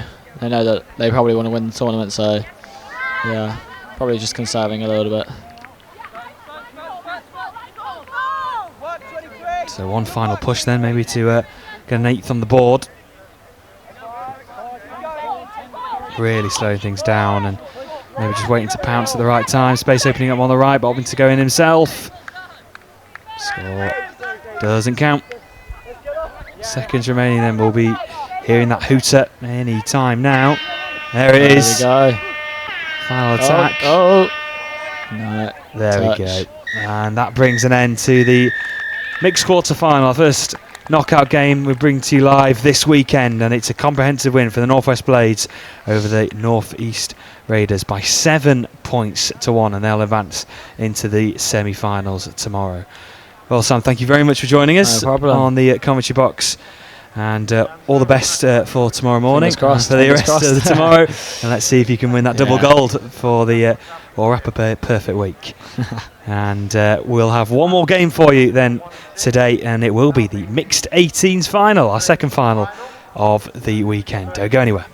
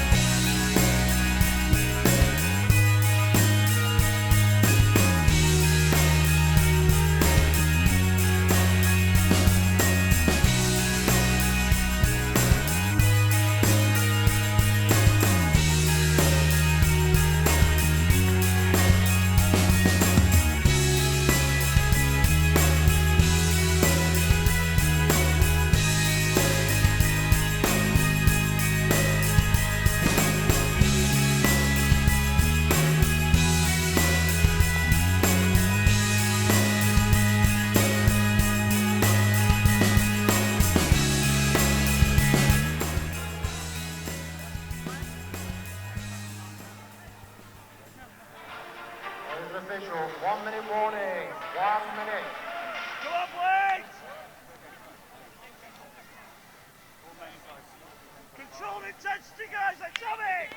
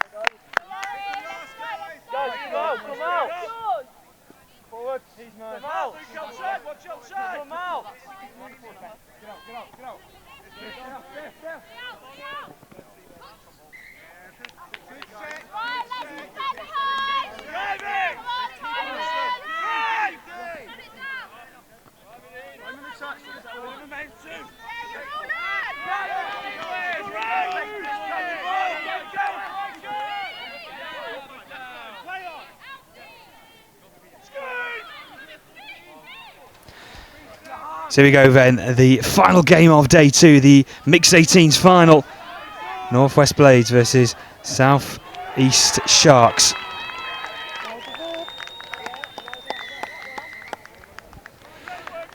And all coming to conclusion in this one.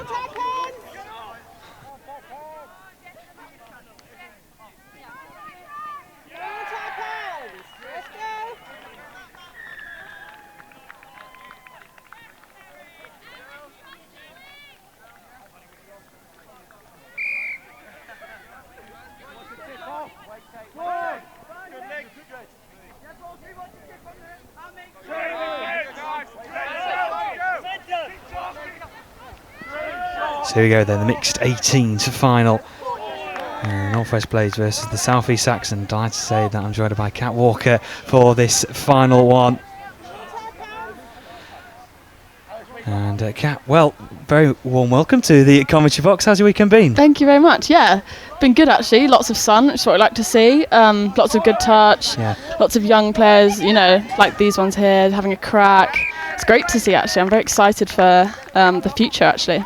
Yeah, it's one of the big talking points, isn't it? Especially at England touch level, these youngsters coming through, and they're so talented. It's a big talent pool as well, isn't it? Yeah, 100%. So I'm not sure if you've caught up with our recent junior England campaign, but yeah, 29 matches as an England team across 4 divisions, no losses across the whole weekend. So these guys have got so much to look forward to. We've got excellent coaches. We've got a lot of opportunities for these young players, especially in tournaments like this, but also for those that step up into the Opens. So yeah, lots to look forward to and lots of opportunities, so that should be good.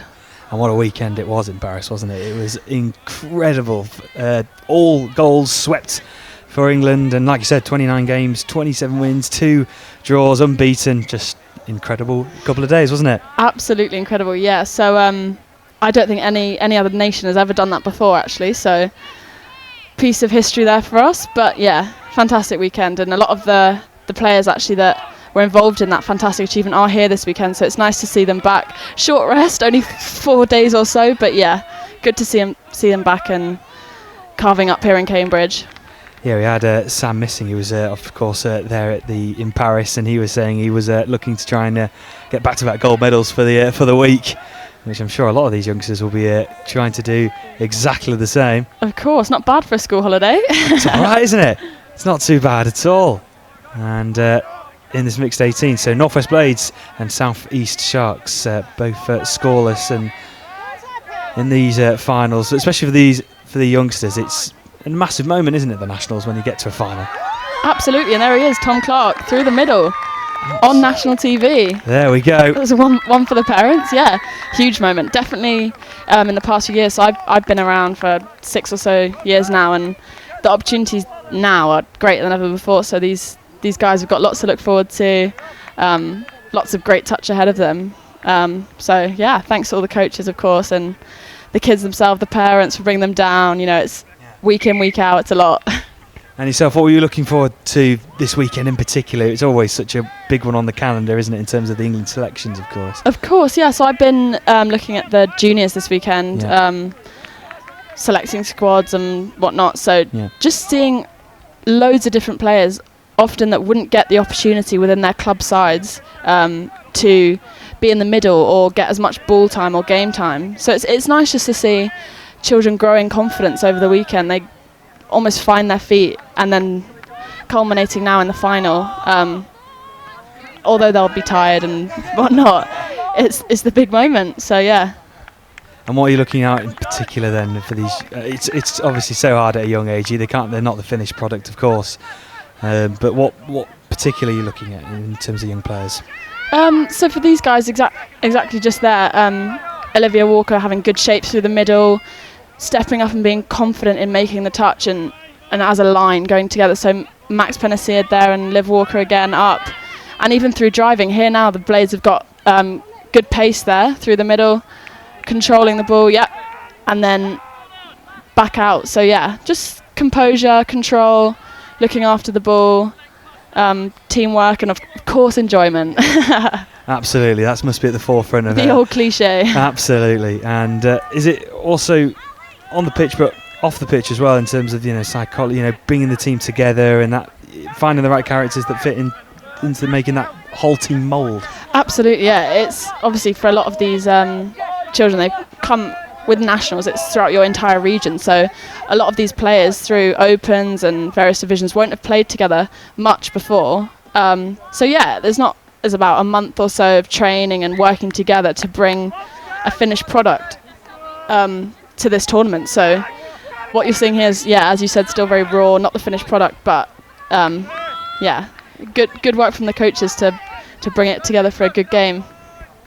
And the South East Sharks currently at the moment leading by that solitary score, and at the moment really putting the pressure at high line defence, although just skipping around, and on the halfway line they just having to be pegged back, but good defensive pressure, high line from the Sharks. Yeah, indeed, that's something that we're looking to do a lot, actually, especially through the South East, getting up and putting pressure, taking decision-making time off of the attackers, which gives the defence and the offside touching defender more time to get onside if the other players get up immediately.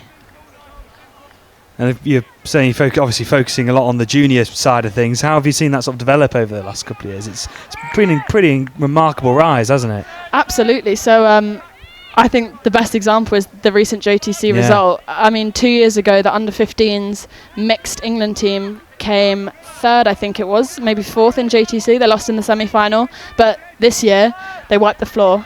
So yeah, you can definitely see the improvement and just the confidence there. Ellis Povey, good attempt at a long ball, got a penalty. He was throwing those all weekend in Paris. Yeah, he certainly was, wasn't he? And it's incredible, and you see, I mean, even the likes of Sam Missing, who's playing in the National Touch Series, even Harry Missing as well. You've got so many of these young players, Lucy Norburn as well, that are still representing their sides at the Junior Touch Champs, but can be playing at the elite level as well. It must be so exciting. Definitely, yeah.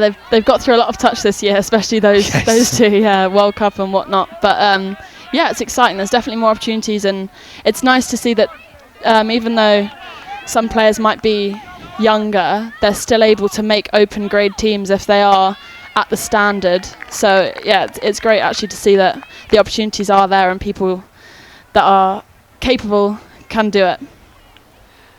And of course, looking at the sort of the women's side of things as well, that's grown and grown and grown, hasn't it? And it's now having the women's open sides and the women's junior sides as well. It's just, again, it's all just adding to this fuel of just pure excitement around England Touch, isn't it? Pure excitement, absolutely, yeah. So especially with Midlands here at this tournament, I think they've got two teams in each division actually, but especially with the women's, that's an amazing achievement, especially as a lot of those players wouldn't normally have the chance to do so. So it's great that there is that opportunity, and they wanted to put 2 teams out and compete. It's great to see, and hopefully a lot of younger girls in that region and other regions can step up and fill those shoes. It's nice to see older players playing the sport you love and, you know, getting involved. So hopefully there's lots more to come. Well, at the moment, it is the South East Sharks who are half an hour away at the moment from claiming gold medals here. And space opening on the far side just couldn't be unlucky. Claimed. It very unlucky. It was almost fizzed out and just couldn't be picked up. And now the Northwest Blades will look to try and attack down that far side. Some fresh faces coming on. Just having to keep it rotating. The weather out here in Cambridgeshire is, well, across the country, I'm sure, is it's sweltering hot, isn't it? It is. I've not been playing this weekend. I've just been sat with a clipboard, but absolutely sweating. So these guys have done so well. Keep hydrated, keep fit and sharp, and still now, and whatever time it is now, it's nearly 5:30, to still keep going after a long day. So yeah, definitely good, and that shows actually the improvement recently through the conditioning of players and preparation for tournaments. I think we're definitely getting a lot more elite as a sport, and that can only be good for those that are coming up and those that are looking to progress.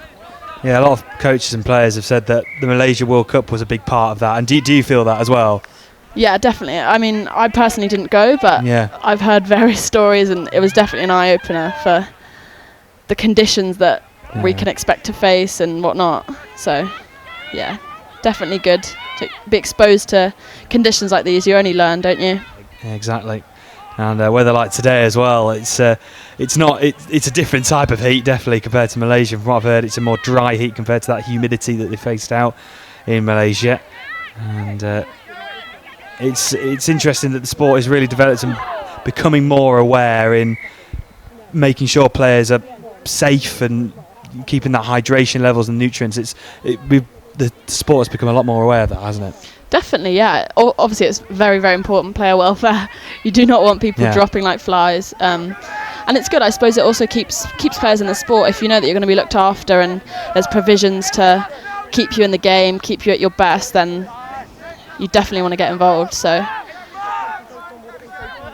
the moment, South East Sharks looking to try and get their second, and at the moment it's a game that potentially could be low scoring, and again what another great opportunity that was to try and go through, but good defensive pressure from the Northwest Blades to put them off, and still remains at only that 1 point. Is it in these finals where at such a young age it feels like it's one of the biggest moments in your touch probably career, and it's a bit tense, a bit nervy as well? Yeah, definitely very nerving, especially for some of these young players as young as 13, 14. But you know, it's all a good experience, and whichever side of the score you end up on, it's a good experience. You get a bit of TV time, yeah, a good laugh, and you know, it's nice as well. There's parents, there's supporters, people at home that aren't able to come out to Cambridge in this heat. Oh, a little slip. Kept the ball. Yeah, done well though, actually. We've seen it a couple of times in that area, just a few slips. The pitch is very dry and hard, and it's I think a few dust patches are forming, which is incredible to say when we're in England at the moment. And although that rain just over the last week has helped slightly. Could do with a bit of that now, to be honest with you. Cool it down, yes please.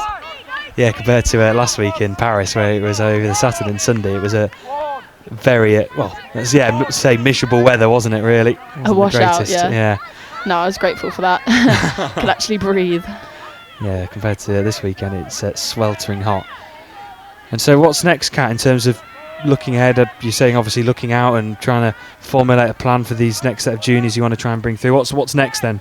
Yeah, so we'll from this weekend we'll have selected roughly 40 to 60 probably players that we would like to take into camp and work with, and into our high performance squads.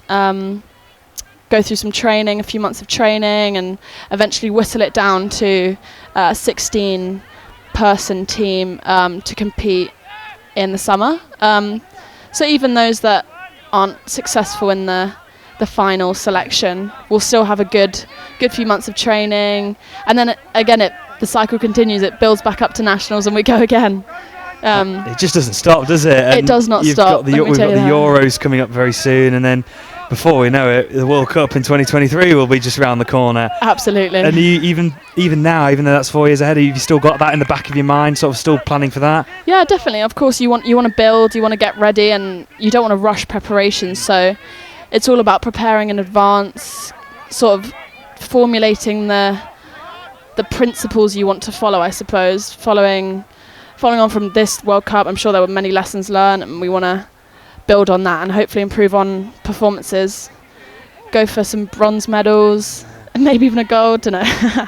Why not dream big? It's only 4 years away, and it must be actually interesting in terms from that junior point of view, because obviously in 4 years' time, it's 4 years away. So they're almost turning into a junior, into an early adult. So you're seeing that progress all the way through, aren't you? Yes, definitely. Well, as I said before, with the National Touch Series, you get a lot of juniors that are able to play in open age grades, and of course that just develops them further. They can learn from the experienced players of in the open grades, and definitely. Marley making a break there. Yeah, I mean, it's all good. Just building. A few of these players might have a look in, might train with some World Cup squads, but yeah, still a while away. But of course, always building. Always building blocks all the way through. And is it another thing you're trying to look at as well, potentially using obviously your experience and trying to coach the players and look at this run straight away, and the Northwest Blades, a fantastic run through. Matthew Hawkrigg through the middle. Brilliant pace. 1-1. Just burst away, didn't he? Caught me off guard.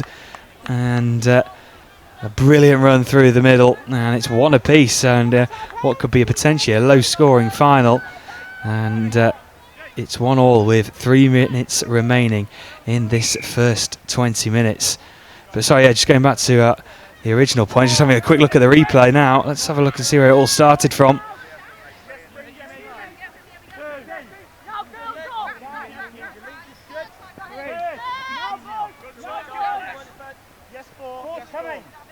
And it was a quick turn away.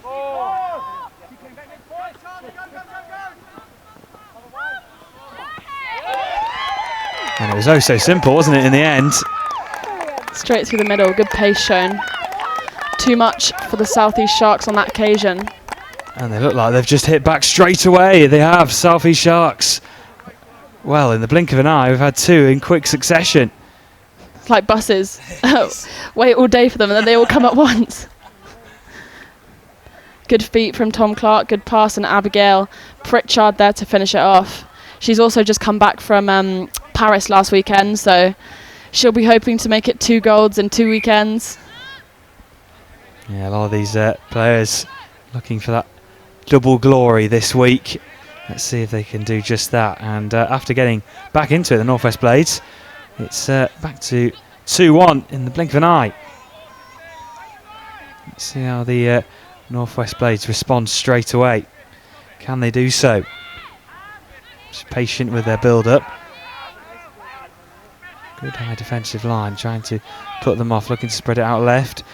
Closing it down straight away.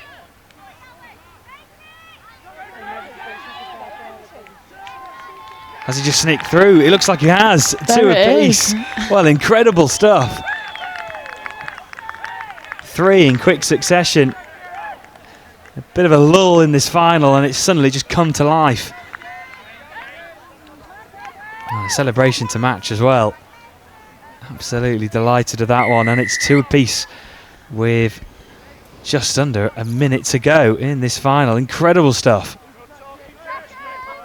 That was good hands there from Jake Hattersley, good pace down the wing and a very calm, composed finish.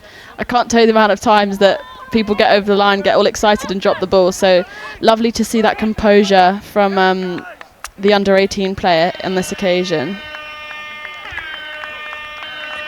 So there goes Uta, and that brings an end to this first 20 minutes of what has been a brilliant mixed 18s final. It's suddenly just come to life in the final few moments. of that first half, and there's nothing to separate the two sides. So it's at the break, it's Northwest Blades 2, South East Sharks 2.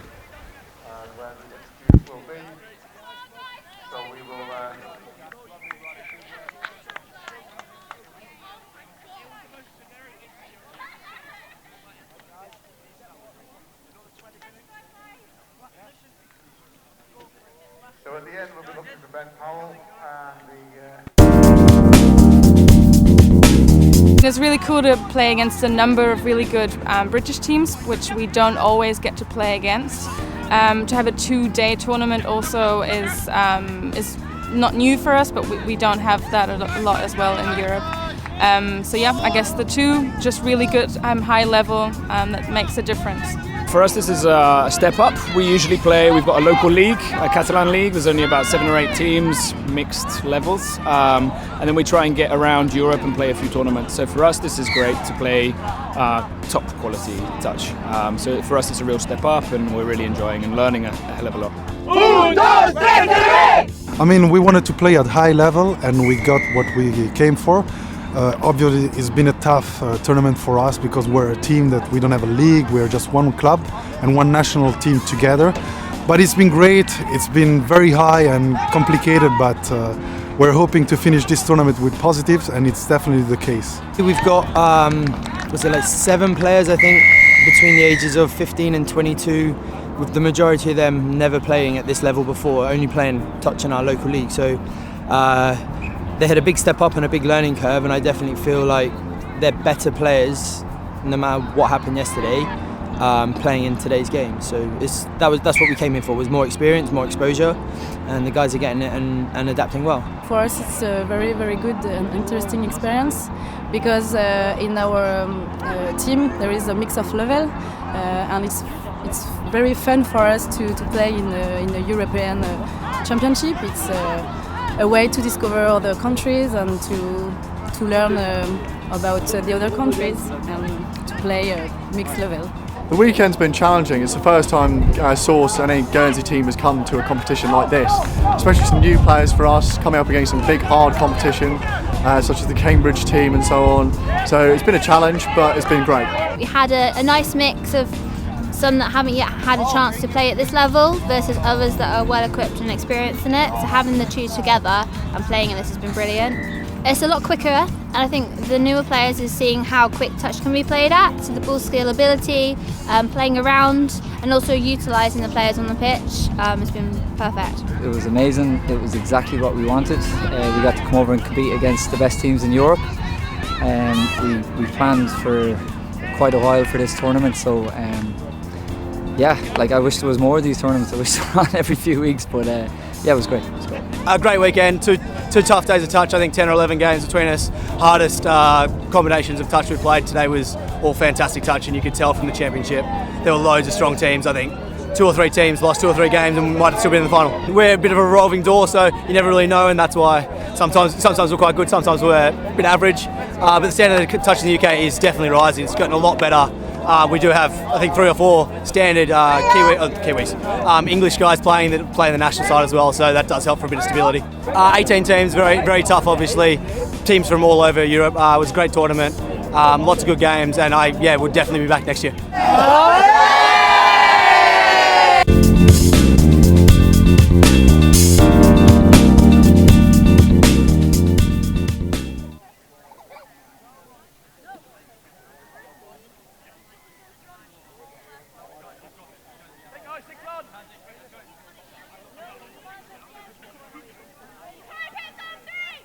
Players and officials, 30-second warning, 30 seconds, please make your way to the field. 3, 1, 2, 3, play!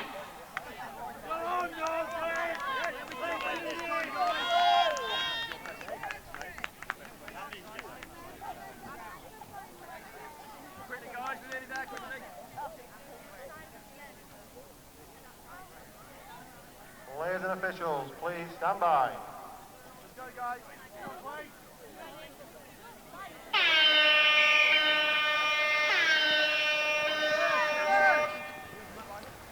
So here we go then, the final 20 minutes of action here, day 2 of the Touch Nationals here in St Ives, Cambridgeshire. And it's the mixed 18s final. Nothing to separate them at the break. 2 apiece between the Northwest Blades and the South East Sharks. But the Blades looking to go through in the opening 20 seconds. And they've done just that. And that is the perfect start, Kat. What a start. That coach will be happy with that. Execute the play. Lovely finish. Fantastic, yeah. Let's see what the Sharks can do. Yeah, we had an opening score in the first couple of minutes, and then we had a bit of a lull, and then suddenly about 3 in the space of 2 minutes. What is going on? It was incredible stuff, and what a start to the second half. And it's more of the same, please. Let's see if the Sharks can respond straight away. Here we go, Tom Clark scoops through. Can he find someone? There it is. Fantastic. What composure. And that must be very exciting to see when you see a young player showing that composure at such a young age. Absolutely. It's definitely something that you can't really coach, to be honest with you. They've either got the control and composure or they're frantic. So yeah, it's lovely to see players as young as Tom there, scooping through, holding his nerve, looking for that perfect pass and a lovely finish on the end. Well, what a start to this second half. If it's carrying on like this, we are in for a real treat. You don't want to turn off your TVs just yet. In this mixed 18s final, 3 apiece. What a game. Northwest Blades looking to reply straight away. Let's see if they can do just that. Good early pressure from the Sharks again. Tamsin Corcoran in the middle there, controlling it alongside Jake Morris, I believe that is. Lovely stuff. Here they are. Ellis diving for the line. Ellis Povey, there he is. Beautiful dive, launched it back to the middle. Absolutely. Well, he's got his white bucket hat on. He's got all the swagger and straight through. A perfect response. Well, you score, we score. At the moment, what a start to this second half we've seen. Northwest Blades back in front by 4 points to 3. And what an exciting second half we've got in store for you. Here we go, they're off again. It's absolutely remarkable. At the end of day 2, you played 2 days of relentless touch rugby in sweltering hot heat, and they're still going, full of energy. I know, goodness me. It definitely adrenaline at this point. I really wish I had that energy. It really is incredible to see. And is that another thing you sort of take into account, the energy levels that they've got at this young age, and not trying to burn them out at this age? I suppose so, yeah. You do have to be careful, especially those that have played last weekend. You don't want to be picking up any injuries or anything going into the winter. But yeah, of course, it's nice to see that they've still got lots of energy and fitness, which of course is important. And that comes from the coaches, drilling fitness and working hard, working as a team and for each other. So yeah, it's good to see that they've suddenly kicked off in this final. They've gone hard, and it's definitely nice to see that both sides are rising to it. I'd hate to see one team run away with it. We want to keep it nice and tight, keep the skill level up, and keep both teams in it. At the moment, it is very nip and tuck, and it's producing what a final should be. It's a brilliant game so far. Absolutely, 2 best teams in the division, best final we're looking for, so yeah, should be good. And let's see if the Northwest Blades can extend their lead now with 15 minutes left to play.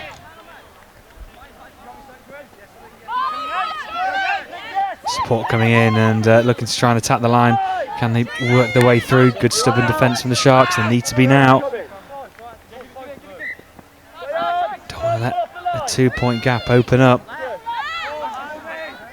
Connor Hughes there in the middle with Jed bossing it. Abigail, lovely touch. Abigail Pritchard winning the penalty for a touch and pass. Good pace against the Northwest Blades male link there, and good composure to trust. Good composure from the link to trust that she would make it. So,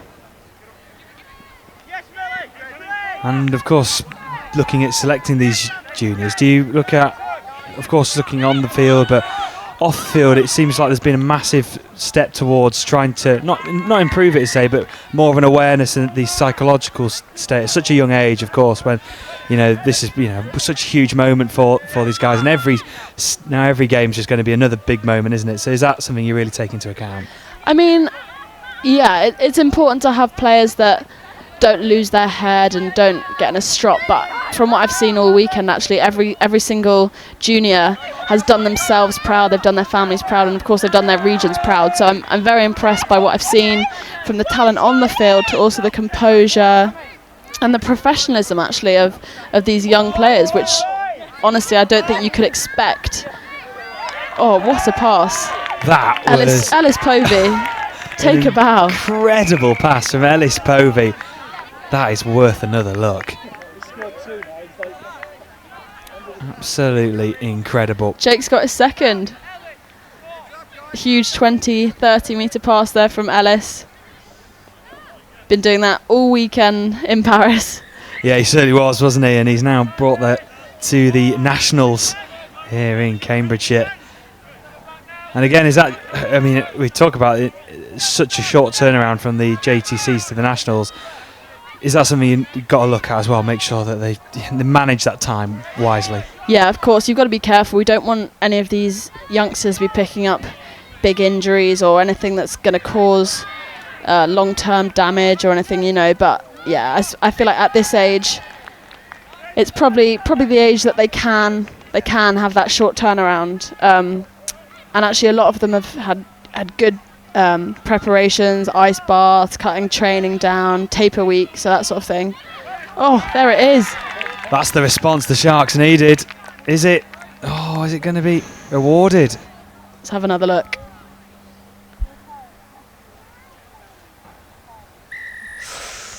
Ref's decision, 50-50. It's not been given. It was very close, wasn't it?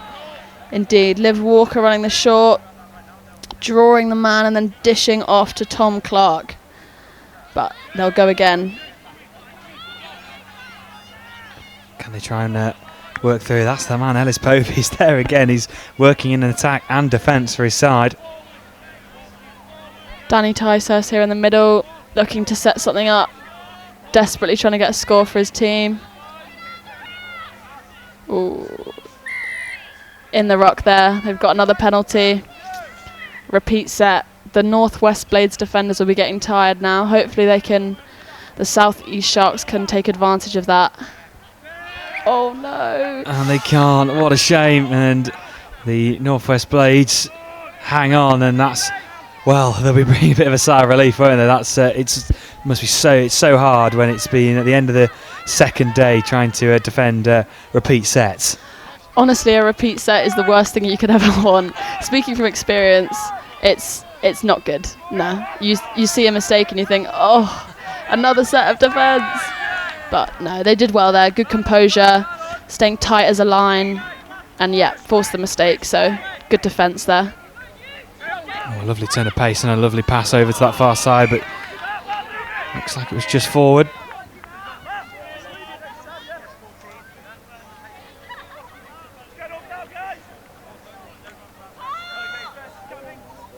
So deep inside the Sharks' half. Good momentum building up. Fresh legs coming on now towards the 10 metre. Meaning business. Brilliant run. It's a good transition there from the South East Sharks. See what Max can do from the middle of the park. Oh, very close. Very close. That could have been the one to draw them a little closer, but the Blades go again. They held them out. And some of yourself, Kat, what's it been like then, sort of changing that role from a player to a coach? What's it been like? Oh, it is odd, honestly, to come this weekend and not be playing. It is very odd, but no. It's nice to sit back and watch these youngsters take control, and some of them develop leadership and some of them learn some new skills and whatnot. But yeah, it is very odd. I can't wait to get back soon.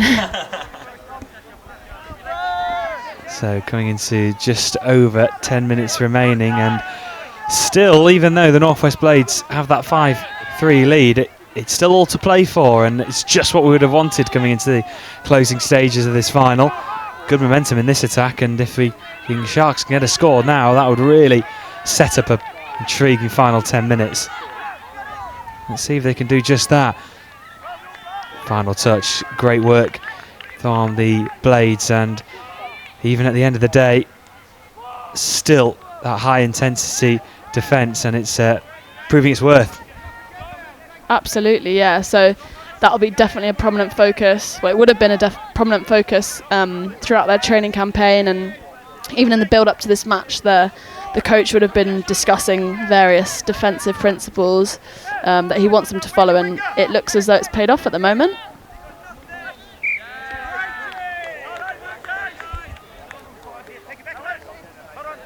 So just another turnover inside the Sharks half, and this is where the minds will be becoming a bit weary, the bodies will be aching. But just one final push for both sides. The last 10 minutes for a month or so. Dig deep. Yeah, one big breath and just go one final time. Good pressure from the Blades.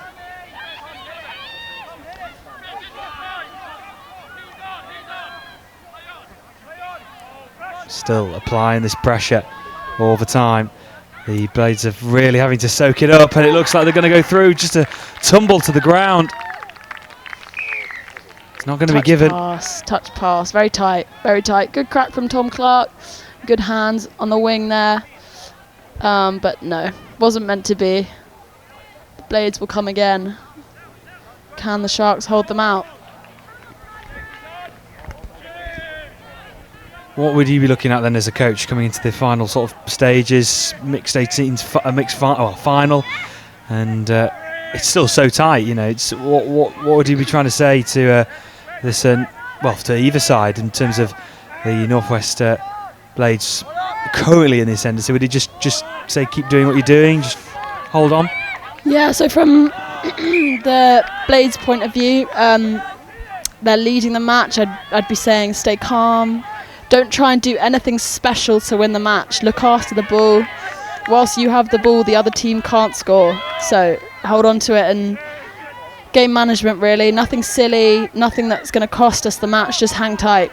And from the Sharks' point of view, pretty much the same story really. Just look after the ball. Don't try and force anything. Don't try and have that magic play that will win us the game. Stick to the principle, stick to the game plan, and just run hard. If it's meant to be, it will be. Well, let's see what will happen then. The final 7 minutes of this mixed 18s final, and compared to yesterday's, it's mixed to 15s final. It's going to be a close one, and you do feel if the Northwest Blades can hold out and get another score, then it could be theirs for the taking. Sharks are down on the line now. Let's see what Olivia Walker and Max Penasiad can conjure up. Looking to go for the line. Maybe some space going in. Have they just sneaked through? It looks like they have. There it is. Well. There's 6.5 minutes remaining. Only one score in it. What a superb piece of play that was. Lovely setup there from Olivia Walker and Alfie Darling, putting Max Penasiad over the line. Very good work, and now let's see if the Blades can extend their lead again. Yeah, an important moment now. Let's see if the Blades can sort of keep their nerve. These are the times where put under pressure. Closing stages of the final. Will the Northwest Blades add to this lead and try and get that 2-point gap extended again?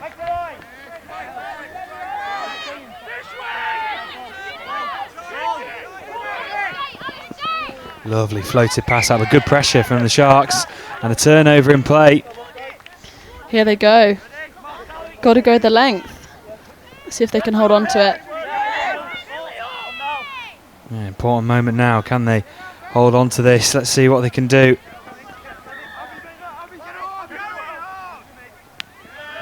This is the moment where all the players are just shouting instructions, trying to voice their opinion. give advice. Oh, lovely little pass over. What can Jed conjure up? Connor Hughes in there. No touches, so chuck it about, see what we can create. Good pressure from the Blades, good composure, not over chasing to create a gap for one of the South East Shark attackers to run through.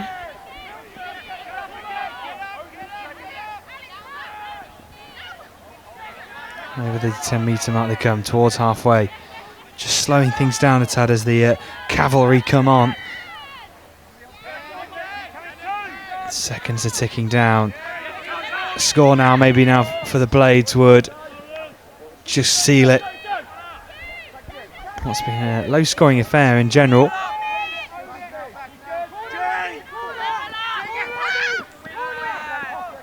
Swept out to the left. Oh, what a fantastic covering touch that was in the nick of time.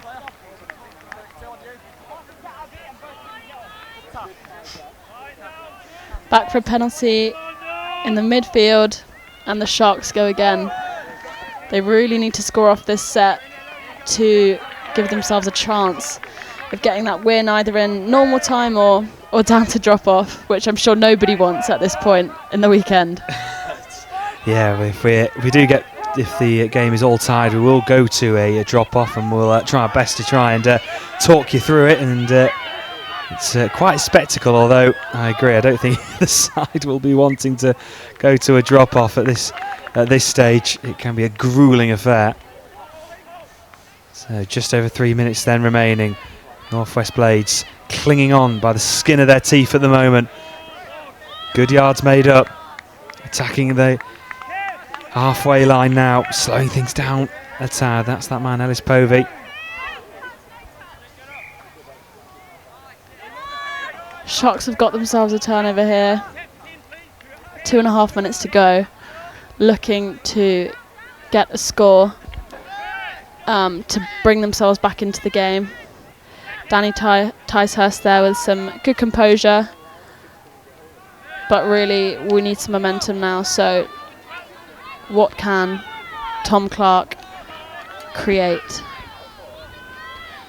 So just over 2 minutes. Oh, fantastic covering defence just in the nick of time. 5th touchdown. So really important moment in the game, you feel now, for the Sharks.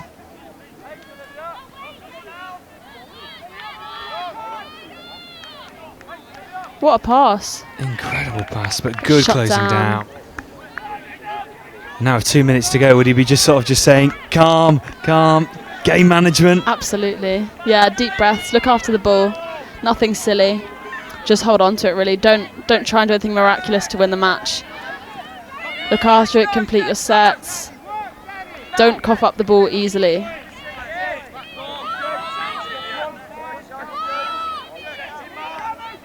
Drawn out to the middle now, a chance maybe to try and complete the win. Does the touch come in time? It does. Again, brilliant work rate to cover that defence. Just in the nick of time. Lovely press there, forcing the mistake. And will they have one more crack? Make or break now. Here they come. You can see the urgency now. I think they might have been told that there's not long left to go. The players might know it anyway.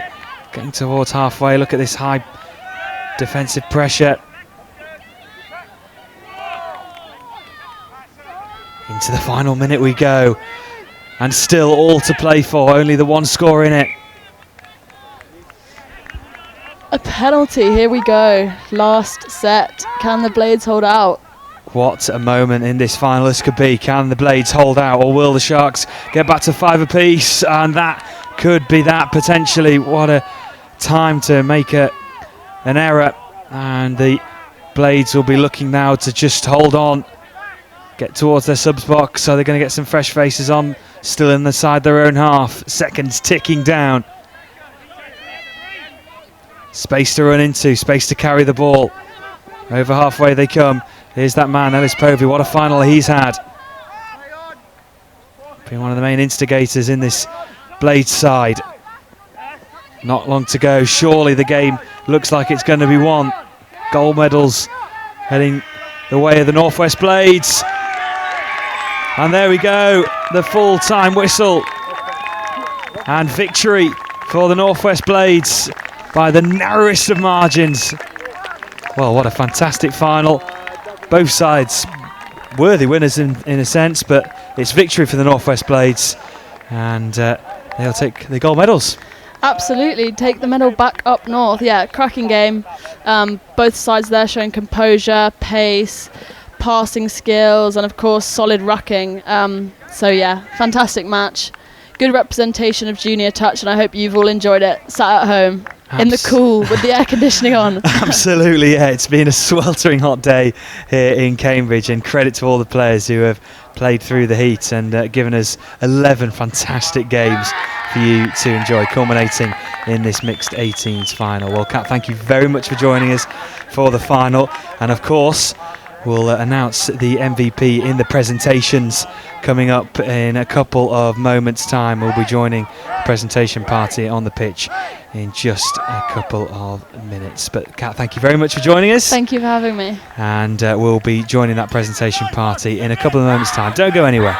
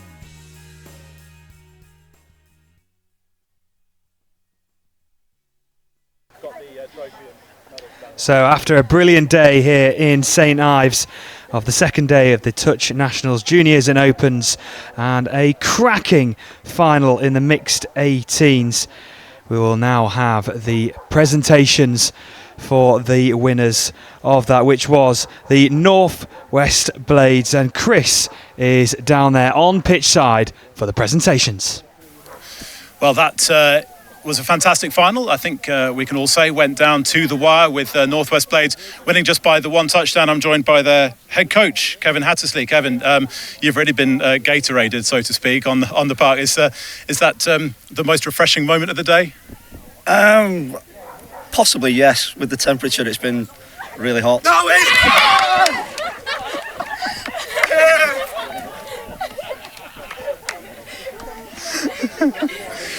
So you were saying about the temperature?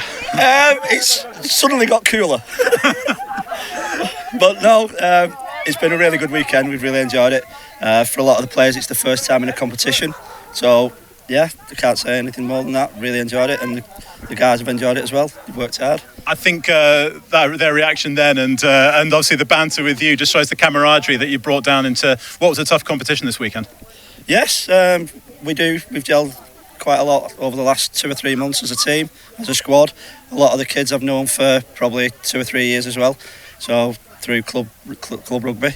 But yeah, we keep going, keep working at it, keep moving forward. You've had a lot of under-18s represent England at the Junior Touch Championships last weekend, and there are teams like Wigan and Manchester as well who are hotbeds of the sport. You know, in terms of the opportunity for these youngsters to develop into the future, how big is that? It's massive. It's massive.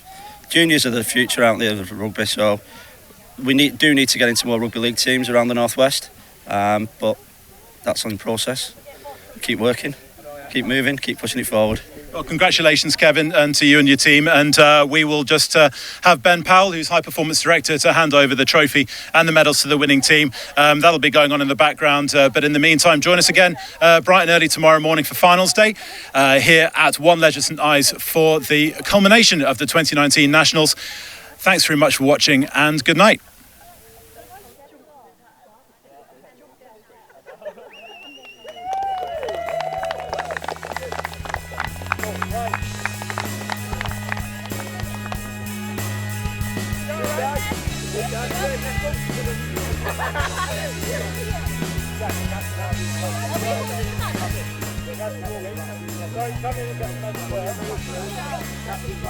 Captain last. But somebody comes in and get a medal. And also you get a lovely shirt from the back. Oh yeah.